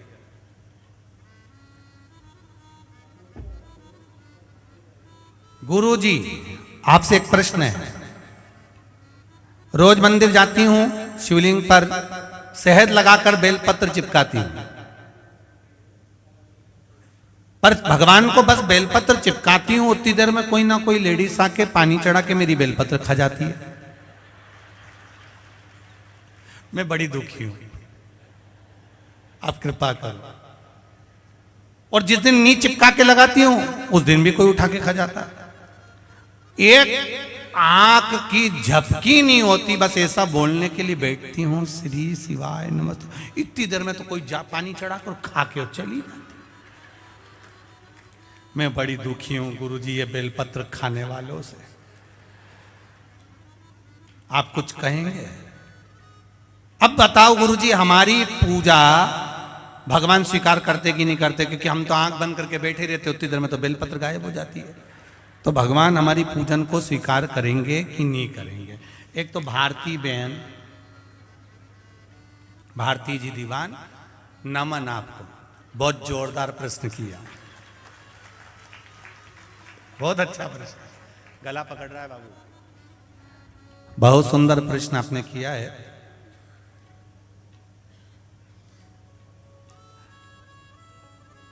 एक बात कहना चाहेंगे, पार्वती जी और उनकी सखी 2 थी, उनका बड़ा सुंदर संवाद है। संवाद तो बहुत लंबा है, पर कथा अपने को और आगे बढ़ाना है, इसलिए संवाद पे न जाते हो। पार्वती मैया शिव जी को बेलपत्र समर्पित करती थी, या पुष्प समर्पित करती थी, या कोई सामग्री समर्पित करती थी, और सखियां जो थी वही सामग्री उठाकर ले जाकर और तुरंत गायब हो जाती थी। पार्वती जी बड़ी दुखी होती थी। जब माता पार्वती जी बड़ी दुखी होती थी तो उन्होंने भगवान देवाधिदेव महादेव से एक बार प्रार्थना करी, जैसे भारती जी आपने हमसे कहा कि हमारी बेलपत्र भगवान स्वीकार करेगा कि नहीं करेगा, या उसका कोई फल मिलेगा कि नहीं मिलेगा। तो पार्वती जी ने भी यह प्रश्न शिव जी से किया। मैं सेवा करती हूं और सखी बेलपत्र ले जाती है, आप मेरी पूजन को स्वीकार करेंगे कि नहीं करेंगे देवाधिदेव महादेव? भोलेनाथ जी महादेव कहते हैं, पार्वती जिस समय तू बेलपत्र लेकर मेरे लिए मेरे सामने बैठती है या बेलपत्र मात्र तोड़ कर लेकर आती है, उसी समय पर वो बेलपत्र मुझ पर चढ़ जाती है। अब तू भले चढ़ाए मत चढ़, भले तू चढ़ा चाहे मत चढ़, वो बेलपत्र मुझ पे चढ़ गए। अब आप ध्यान देना, भारती जी दीवान, बिल्कुल ध्यान देना कि आपने बेलपत्र शिव जी को चढ़ा दी, उसके बाद कोई ने उठाई नहीं उठाई, उसने क्या करा उससे आपको कोई मतलब नहीं होना चाहिए। आपने तो बस दिल से समर्पित कर दी तो शिव जी ने उसको स्वीकार कर लिया। बैठिए बहन भारती दीदी, बैठिए। श्री शिवाय नमस्ते। एक पत्र और बड़ा सुंदर है, देखिए।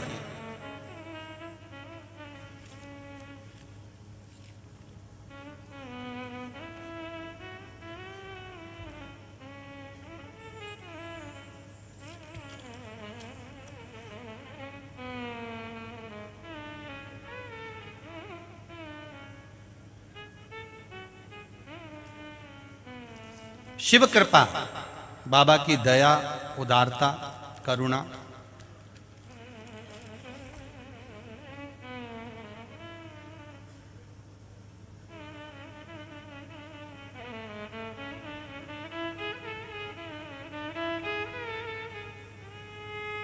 सो सुधा शारदा तुम्हारे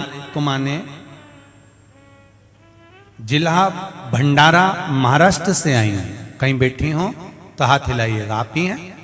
हाँ, दोनों हाथ ऐसे हिला दो एक बार। श्री शिवाय नमस्तुभ्यम। मैं सो सुधा शारदा तुम्हारे जिला भंडारा महाराष्ट्र से आई हूं। मेरे भांजे की तबीयत सितंबर महीने में बहुत खराब हुई, उसको निमोनिया हो गया, हालत बहुत गंभीर हो गई, शरीर में कमजोरी थी, वजह से शरीर में थरथर होने लगा। 10-11 डॉक्टरों को दिखा दिया, डॉक्टरों को उसके बीमारी का पता नहीं चल पा रहा था। दवा खाने में उसको हाथ पैर हिलते थे तो उसके हाथ पैरों को भी थोड़ा सा कंपन के हिसाब से बांधना पड़ता था। 4 दिन में वो बच्चा कोमा में चला गया। किसी को उम्मीद नहीं थी कि ये कोमा में चले जाएगा और कोमा में चले गया। वह बच पाएगा ये भी उम्मीद लोगों ने छोड़ दी थी।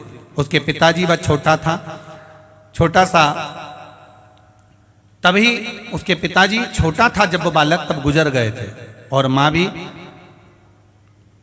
एक केवल इकलौता सहारा थी। नागपुर में उसको देने शिवलिंग पर पानी रोज चढ़ाती और रोज हॉस्पिटल में जहां कोमा में वो पड़ा हुआ था उसको देने के लिए जाती।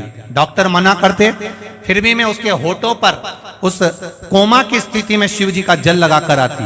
बाबा की कृपा ऐसी हुई, उस माँ का इकलौता बेटा बच गया गुरुदेव, और आज वो पूर्ण तरह से ठीक है, इसलिए मैं यहाँ प्रणाम करने आई हूँ। बैठिए बहन। श्री शिवाय नमस्तुभ्यम। भगवान शंकर की कृपा उदार, तेरी कृपा बिना न हिले एक भी अणु, लेते हैं श्वास तेरी कृपा से तनु तनु। बखान क्या करूं मैं राखों के ढेर का, चपटी भभूत में है खजाना कुबेर का। शिव कथा कह रही है, आप विश्वास रखकर, हृदय रखकर, दिल रखकर जो श्रवण करते हो उसका फल मिलता जरूर। सारी समस्या का हल, आवाज नहीं आई, जरा दमदारी से बोलो, सारी समस्या का हल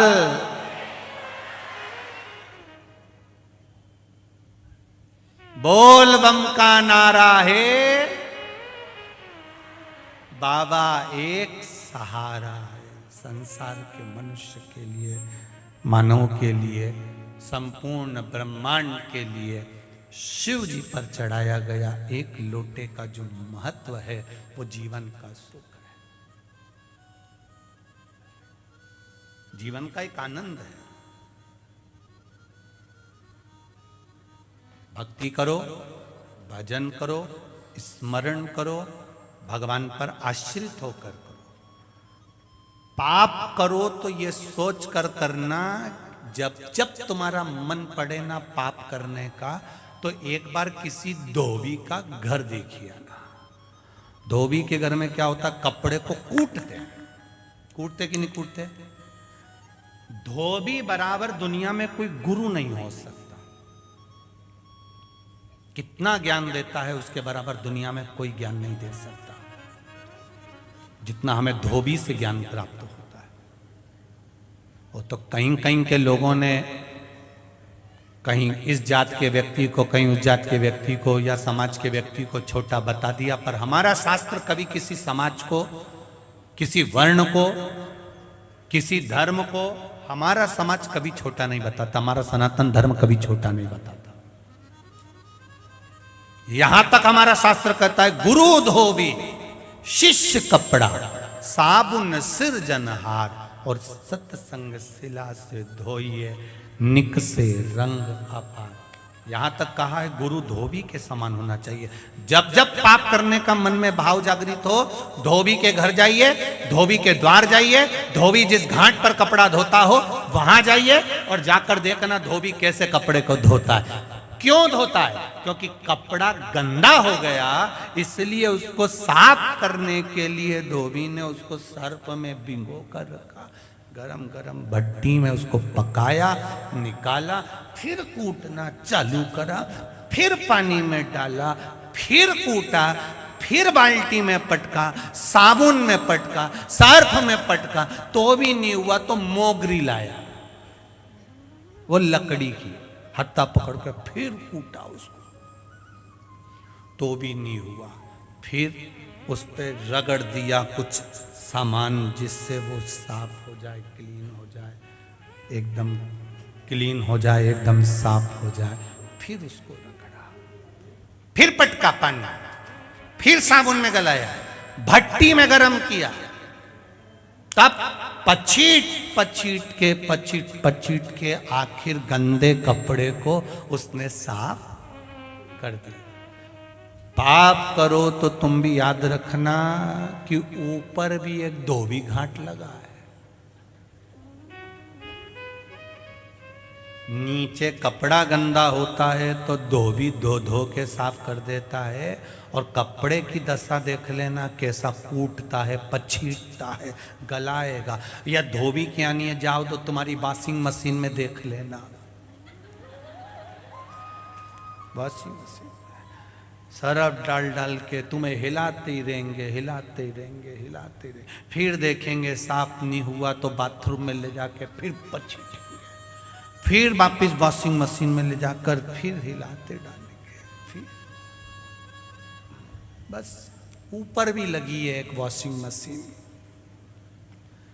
देख लिया इसने खूब गलत काम किया है, खूब चोरी करी, खूब निंदा करी, खूब मदिरा पान मांसाहार वेश्यावृत्ति जुआ, खूब गलत गलत काम करे, लोगों को तकलीफ पे तकलीफ दी। भगवान ने भी कह दिया आन दो इस कपड़े को ऊपर, आन दो, धोएंगे जम के। अलग अलग बाल्टी में धोया, इसलिए शास्त्र कहता 94 तरह के नरक हैं, हर बाल्टी में अलग तरह का सर्फ गलाया, अलग अलग सर्फों में डाल डाल के धोया गया। जब पाप करो, जब गलत काम करो, जब तुम गलत काम के लिए जाओ तो सोच लेना कि धुलना कितना है। कपड़ा अगर गंदा हो गया तो धोबी धोएगा, और अगर ये शरीर, ये चित्त, ये आत्मा, ये मन गंदा हो गया तो फिर वो परमात्मा धोएगा, वो भी।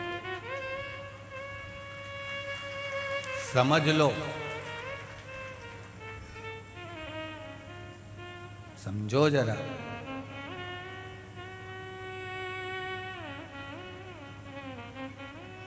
शिव कथा कह रहे हैं, संज्ञा देवी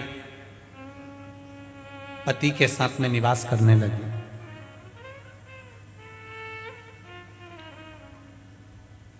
रह रही हैं पति के साथ। जिस समय संज्ञा देवी का विवाह हुआ था,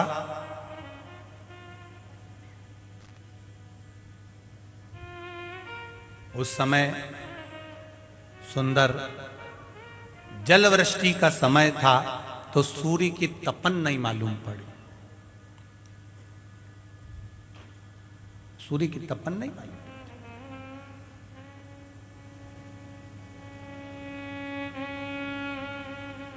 गर्भ से एक बेटे मनु ने जन्म ले लिया।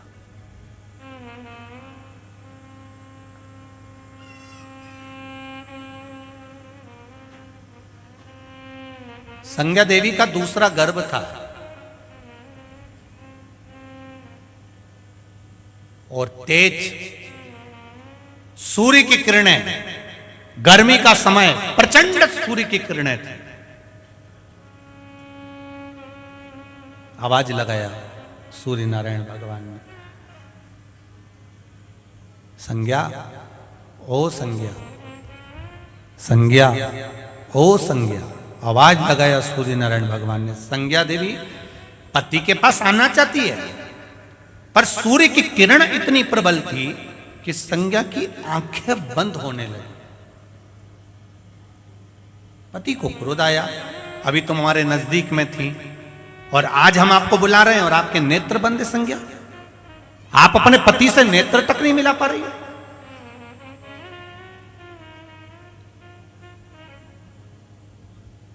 संज्ञा कहती है, स्वामी आपका तेज, आपका तप, आपके किरणों का तेज इतना प्रबल है कि मैं आपसे नयन नहीं मिला पा रही।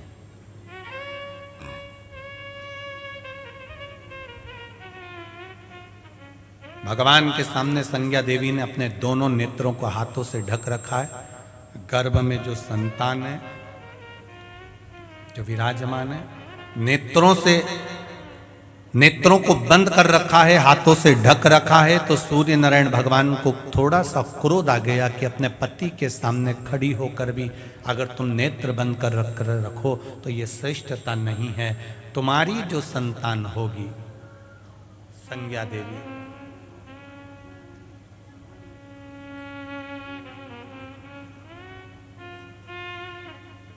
कालदंड को धारण करने वाली हो।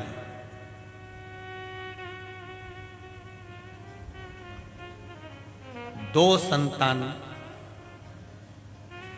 संज्ञा देवी के गर्भ से उस समय पर प्रकट हुई, एक यम, दूसरी यमुना। एक यम, दूसरी यमुना। मनु पहले हो चुके हैं।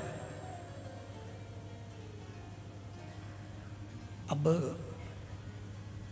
इतना तेज बल भगवान का देखकर संज्ञा भगवान विश्वकर्मा जी के पास में चली गई। ये कथा, भगवान शिव के हाथ में जो त्रिशूल रहता है, दुनिया के लोग जानते हैं कि शिव जी के हाथ में त्रिशूल है, पर दुनिया के लोगों को यह नहीं मालूम कि ये त्रिशूल आया कहां से है।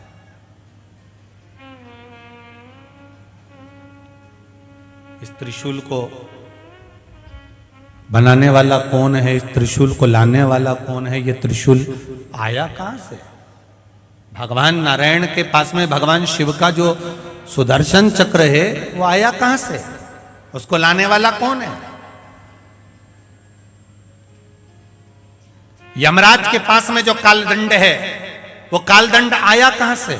उसको लाने वाला कौन है? संज्ञा देवी दौड़ती हुई अपने पिता के पास में आ गई। पिताजी, पिताजी, पिताजी। बैठी, मौन थी, चुप। उसके मुख से कोई शब्द नहीं निकल रहा था। वो एकदम मौन हो गई, चुप हो गई, स्थिर हो गई। मौन, चुप, स्थिर। पिता विश्वकर्मा ने ध्यान दिया, मेरी बेटी क्यों चुप बैठी है, आखिर कारण क्या है? क्या कारण है?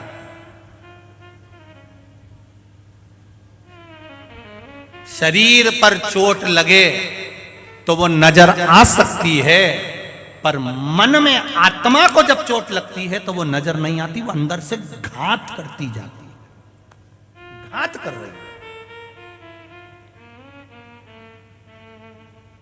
बाहर की चोट देख सकते हो पर भीतर की चोट नहीं देख सकते। यहां पर कई लोग ऐसे बैठे हुए हैं, कई लोग कहते हैं कि शिव पुराण सुनने आए। हम कहने शिव पुराण सुनने नहीं आए, भीतर से कोई घात लगा होगा, अंदर से कोई टूटा होगा तो शंकर भगवान की कथा में जाकर बैठा होगा, शिव पे भरोसा कर कर कि मैं कथा सुनूंगा, मेरे भीतर की चोट समाप्त हो जाएगी, मेरे भीतर का कोई सुख मुझे प्राप्त हो जाएगा। ये भीतर का भाव है।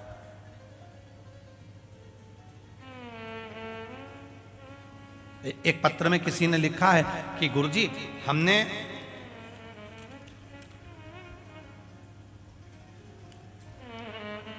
बिमला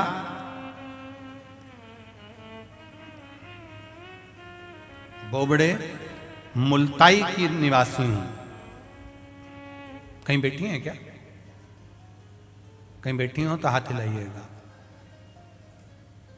कहीं बैठी हो तो हाथ जरूर हिलाइएगा। अच्छा इधर हैं क्या? ठीक है, दोनों हाथ हिला दो। श्री शिवाय नमस्तुभ्यम। हाँ, दोनों हाथ हिला दो एक बार। बिमला बोबड़े मुल्ताई की निवासी हूं। गुरुदेव, बेटे की शादी को 4 साल हो गए थे। मैंने सभी डॉक्टरों से इलाज करवाया, पर डॉक्टरों ने एक ही शब्द कहा था कि इनके यहाँ संतान का सुख नहीं हो सकता कुछ प्रॉब्लम के कारण। 2 बार IVI कराया पर वो भी सक्सेस नहीं हुआ। आखिरी में ये मान लिया था कि संतान नहीं होगी। पर एक कथा में आपका स्मरण करा, एक बार मोबाइल पर कथा सुन ली और उसमें आंकड़े की जड़ का प्रयोग और पशुपति व्रत का महत्व बताया। बाबा की गुरुदेव कृपा हो गई। मैं शिव जी को यहाँ पर प्रणाम करने के लिए आई हूँ, नमन करने के लिए आई हूँ। भगवान शंकर को नमन करने प्रणाम करने के लिए आई हूँ कि बाबा ने मेरी बहू की झोली भर दी और उसका 6ठा महीना चल रहा है। मैं बाबा को धन्यवाद देने आई। शिव, बैठिए बहन बैठिए। शिव पुराण कर रही है, भगवान शंकर का संवाद कर रहा है, शंकर की कथा कर रही है। शिव महापुराण की कथा करी कि दिल से, चित्त से, मन से, वृत्ति से हम जिस भाव में भगवान को भजते हैं, भगवान उस भाव में हमें प्राप्त हो।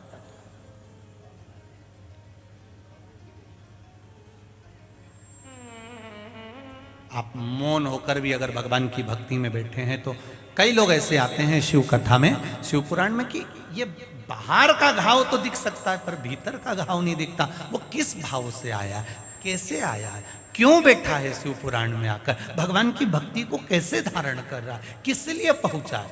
आप में भी कई लोग ऐसे होंगे जो भगवान शिव से कुछ ना कुछ मन से कहने के लिए आए होंगे कि बाबा सब दुख काटो हमारा, ओ भोला सब दुख काटो। दिल से कुछ ना कुछ कहने के लिए आए। शिव महापुराण की कथा कहती है, आप अगर एक क्षण भी भगवान के पास में जाकर बैठे हो, भले आपने कुछ कहा नहीं पर शिव उसको स्वीकार कर लेते हैं। अभी बड़ोदरा की कथा में कहा था कि सरस्वती जी को भगवान शंकर ने ज्ञान दिया और सरस्वती जी ने शिवजी से कहा कि मैं क्या आपको गुरु मंत्र में दूं, मैं आपको क्या गुरु दीक्षा में दूं, आप बताओ कि गुरु दीक्षा में मैं आपको दूं क्या। शंकर भगवान ने कहा केवल सरस्वती एक काम कर, मेरे दरवाजे पर जाकर बैठ जा। जो मेरे मंदिर के अंदर प्रवेश करे, जो मेरे शिवालय में प्रवेश करे, जो शिव के दरवाजे पर आए, वो भले कुछ ना बोले पर उसके हृदय की बात तुम मुझे बता देना, बस इतनी कृपा करना। आप जाकर बैठे हो, शिव को मालूम है कि क्यों आए, क्यों पहुंचे, किस लिए आया। झोली मेरी तंग है, तेरे यहाँ कमी नहीं, तेरी कृपा से हूँ यहाँ।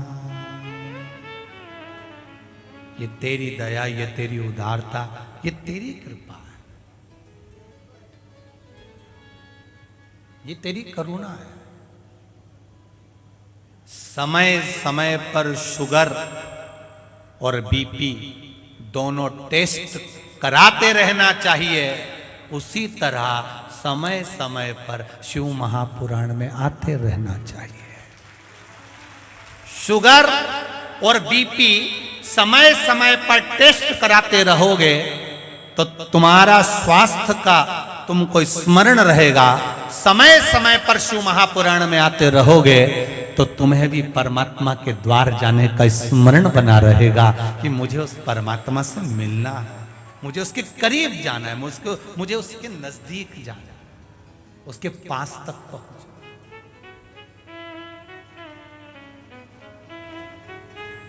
महाराज संज्ञा आई, विश्वकर्मा जी के पास में पहुंची, पिताजी ने देखा संज्ञा कुछ नहीं बोल रही है, चुप है, मौन।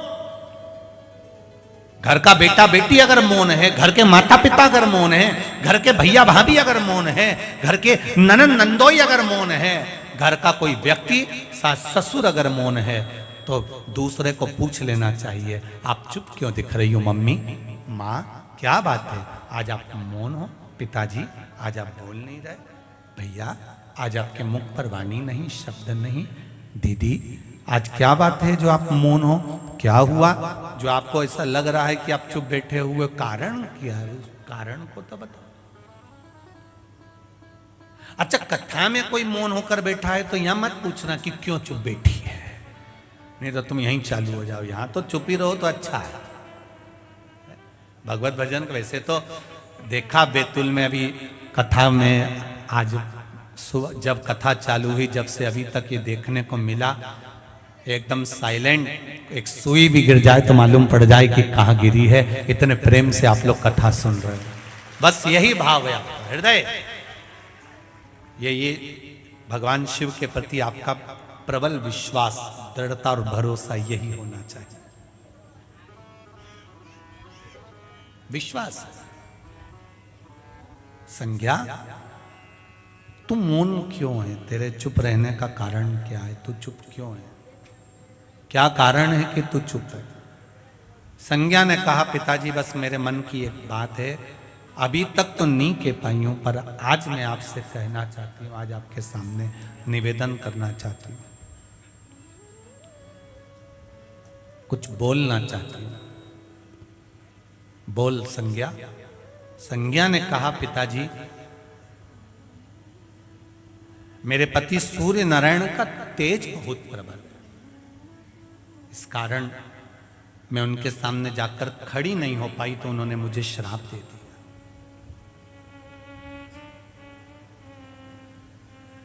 पति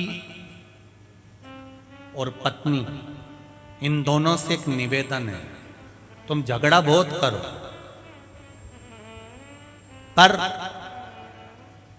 मुख से कभी ऐसा शब्द मत बोल जाना कि वो शब्द तुम्हारे मरते दम तक वो शब्द तुम्हारे हृदय से बाहर ही ना निकले।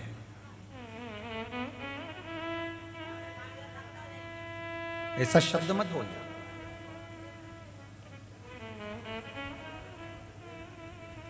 शनि महाराज की धर्म पत्नी ने और शनि महाराज के बीच में जो झगड़ा हुआ, एक शब्द शनि महाराज की धर्म पत्नी के मुख से ऐसा निकल गया कि शनि महाराज की धर्म पत्नी को भी रोना पड़ा उस केवल एक शब्द के पीछे। सुन लेना जरा बैतूल की जीजियों और जी जाओ, अच्छे से सुन लीजिएगा जरा। एक शब्द, पति और पत्नी में झगड़ा हो मना नहीं, लड़ाई हो मना नहीं, आप शब्द बोले मना नहीं, पर ऐसा कोई शब्द मत बोल जाना कि वो जिंदगी भर हृदय से निकले। ऐसा शब्द कभी मत बोलना जिंदगी में कि वो शब्द बाहर ही नहीं निकलता। बार बार लेकर याद आ जाए कि मेरी पत्नी ने मुझको ये बोला था, मेरे पति ने मुझे ये बोला था, आखिरी तक भी वो शब्द याद आ जाते हैं कि वो जब जब यार लड़ाई होती है तब तब वो शब्द निकल जाता है। लड़ाई हुई और वो शब्द निकल आया, मेरे को सब मालूम है तुमने पहले क्या बोला, मेरे से तो बोलना ही मत ही, वो शब्द बार बार याद आता है। ऐसा कोई शब्द अपनी जिंदगी में सामने ना आ जाए। शनि महाराज की धर्म पत्नी ने केवल एक शब्द कह दिया था, तुमने मुझे अच्छे से देखा नहीं, मैं श्राप देती हूं शनि महाराज आपको। आप अगर अपनी पत्नी को सही से नहीं देख पाए तो मैं तुम्हें श्राप देती हूं कि तुम्हारी दृष्टि का दोष हो जाए, तुम जिस पर दृष्टि दो वो नष्ट हो जाए। अब बताओ, शनि महाराज को ऐसा श्राप दिया, ऐसा श्राप दिया कि शनि महाराज के सामने भी अब उसकी पत्नी भी खुद नहीं पहुंच सकती थी। बोलो सही है कि गलत है? अब उन्होंने क्या श्राप दिया कि तुम्हारी दृष्टि जिस पे पड़े वो नष्ट हो जाए, बर्बाद हो जाए, तुम्हारी दृष्टि कुदृष्टि हो जाए। ये श्राप अब पत्नी जब शनि महाराज के सामने जाती थी, शनि महाराज नीचे दृष्टि कर लेते थे। पूछ लिया पत्नी ने, तुम मुझे देख के नीचे दृष्टि क्यों करते हो? पति ने कहा, सब तेरा ही दिया हुआ है, सब तेरा दिया हुआ है। तूने ही कहा किसी पर दृष्टि दोगे और वो बस नष्ट। अब अगर मैं तेरे पर दृष्टि दे दूं तो तू मेरी पत्नी और नष्ट हो जाए मेरे कारण, तो मेरा दिल दुखेगा, इसलिए नीचे दृष्टि कर लूं तो ही अच्छा है। अब अपनी पत्नी को भी सही से नहीं देख सकते। पत्नी को इसका दुख था कि मेरा पति मुझे नहीं देख सकता, मेरी जरासी केवल एक जिभ्या से मैंने क्या बोल दिया। तो कभी कभी पति पत्नी में झगड़ा हो, मना नहीं, पर ऐसा झगड़ा मत कर लेना कि तुम उसका मुंह नहीं देख पाओ और वो तुम्हारा मुंह नहीं देख पाए। ऐसा झगड़ा मत करना। झगड़ो, लड़ो, पर अदालत तक मत जाओ। वहीं प्रेम की लड़ाई में, प्रेम के साथ में वो लड़ाई झगड़ा समाप्त हो जाए, प्रेम की लड़ाई में समाप्त हो जाए।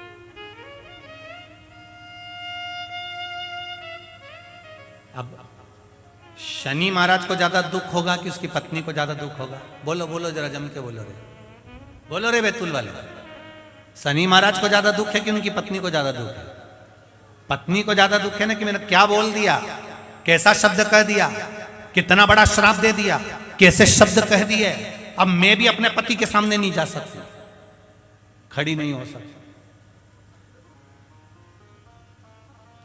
वाणी ऐसी बोलिए जो मन का आपा खोए, और आज के जमाने में वाणी ऐसी बोलिए जो जम के झगड़ा होए, और उससे मत बोलिए जो तुमसे तगड़ा।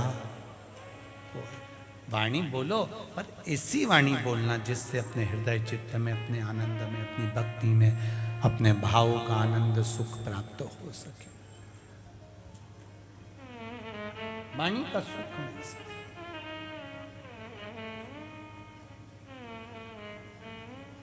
महाराज शिव कथा कर रहे, भगवान शंकर का गुणगान कर रहा।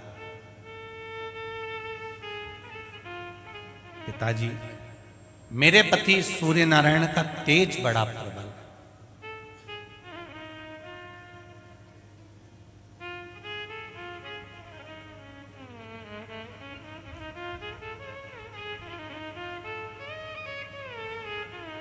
कई माताएं कहती है मेरा पति सुनता ही नहीं है। अब हमारे पास ना तो कोई बेल है, ना कोई हमारे पास भभूति है, और ना हम तंत्र जानते ना मंत्र जानते। अब सियोर वाला महाराज तो बता नहीं सकता मेरा पति सुनता ही नहीं है। फिर किसी महाराज के पास पहुंच गई, मेरा पति सुनता ही नहीं। उनने कह दिया ले या ये बेल ले जा, ये भभूति ले जा, ये ऐसा कर लेना, ऐसा कर लेना, और वो उनके चक्कर में पड़ गई और पति को सुधार रही है, पर खुद नहीं सुधर रही। अरे जिस महाराज के यहां गई उस महाराज को बोलना था ये बेल तू बांध लेना, पति को मत बांधना, वो तो सुधरा है बेचारा। अगर वो सुधरा हुआ नहीं होता तो तेर से पहले वो मेरे पास आकर कहता कि मेरी पत्नी को अच्छा कर दो, पर तू आई, वो नहीं आया है। तू आई है, वो नहीं पहुंचा है कि इसको कुछ कर दो, ऐसा कुछ कर दो महाराज इसका मुंह बंद हो जाए। महाराज से पूछो तो उनकी घरवाली का तो खुद ही मुंह बंद नहीं हो, वो क्या दूसरे का।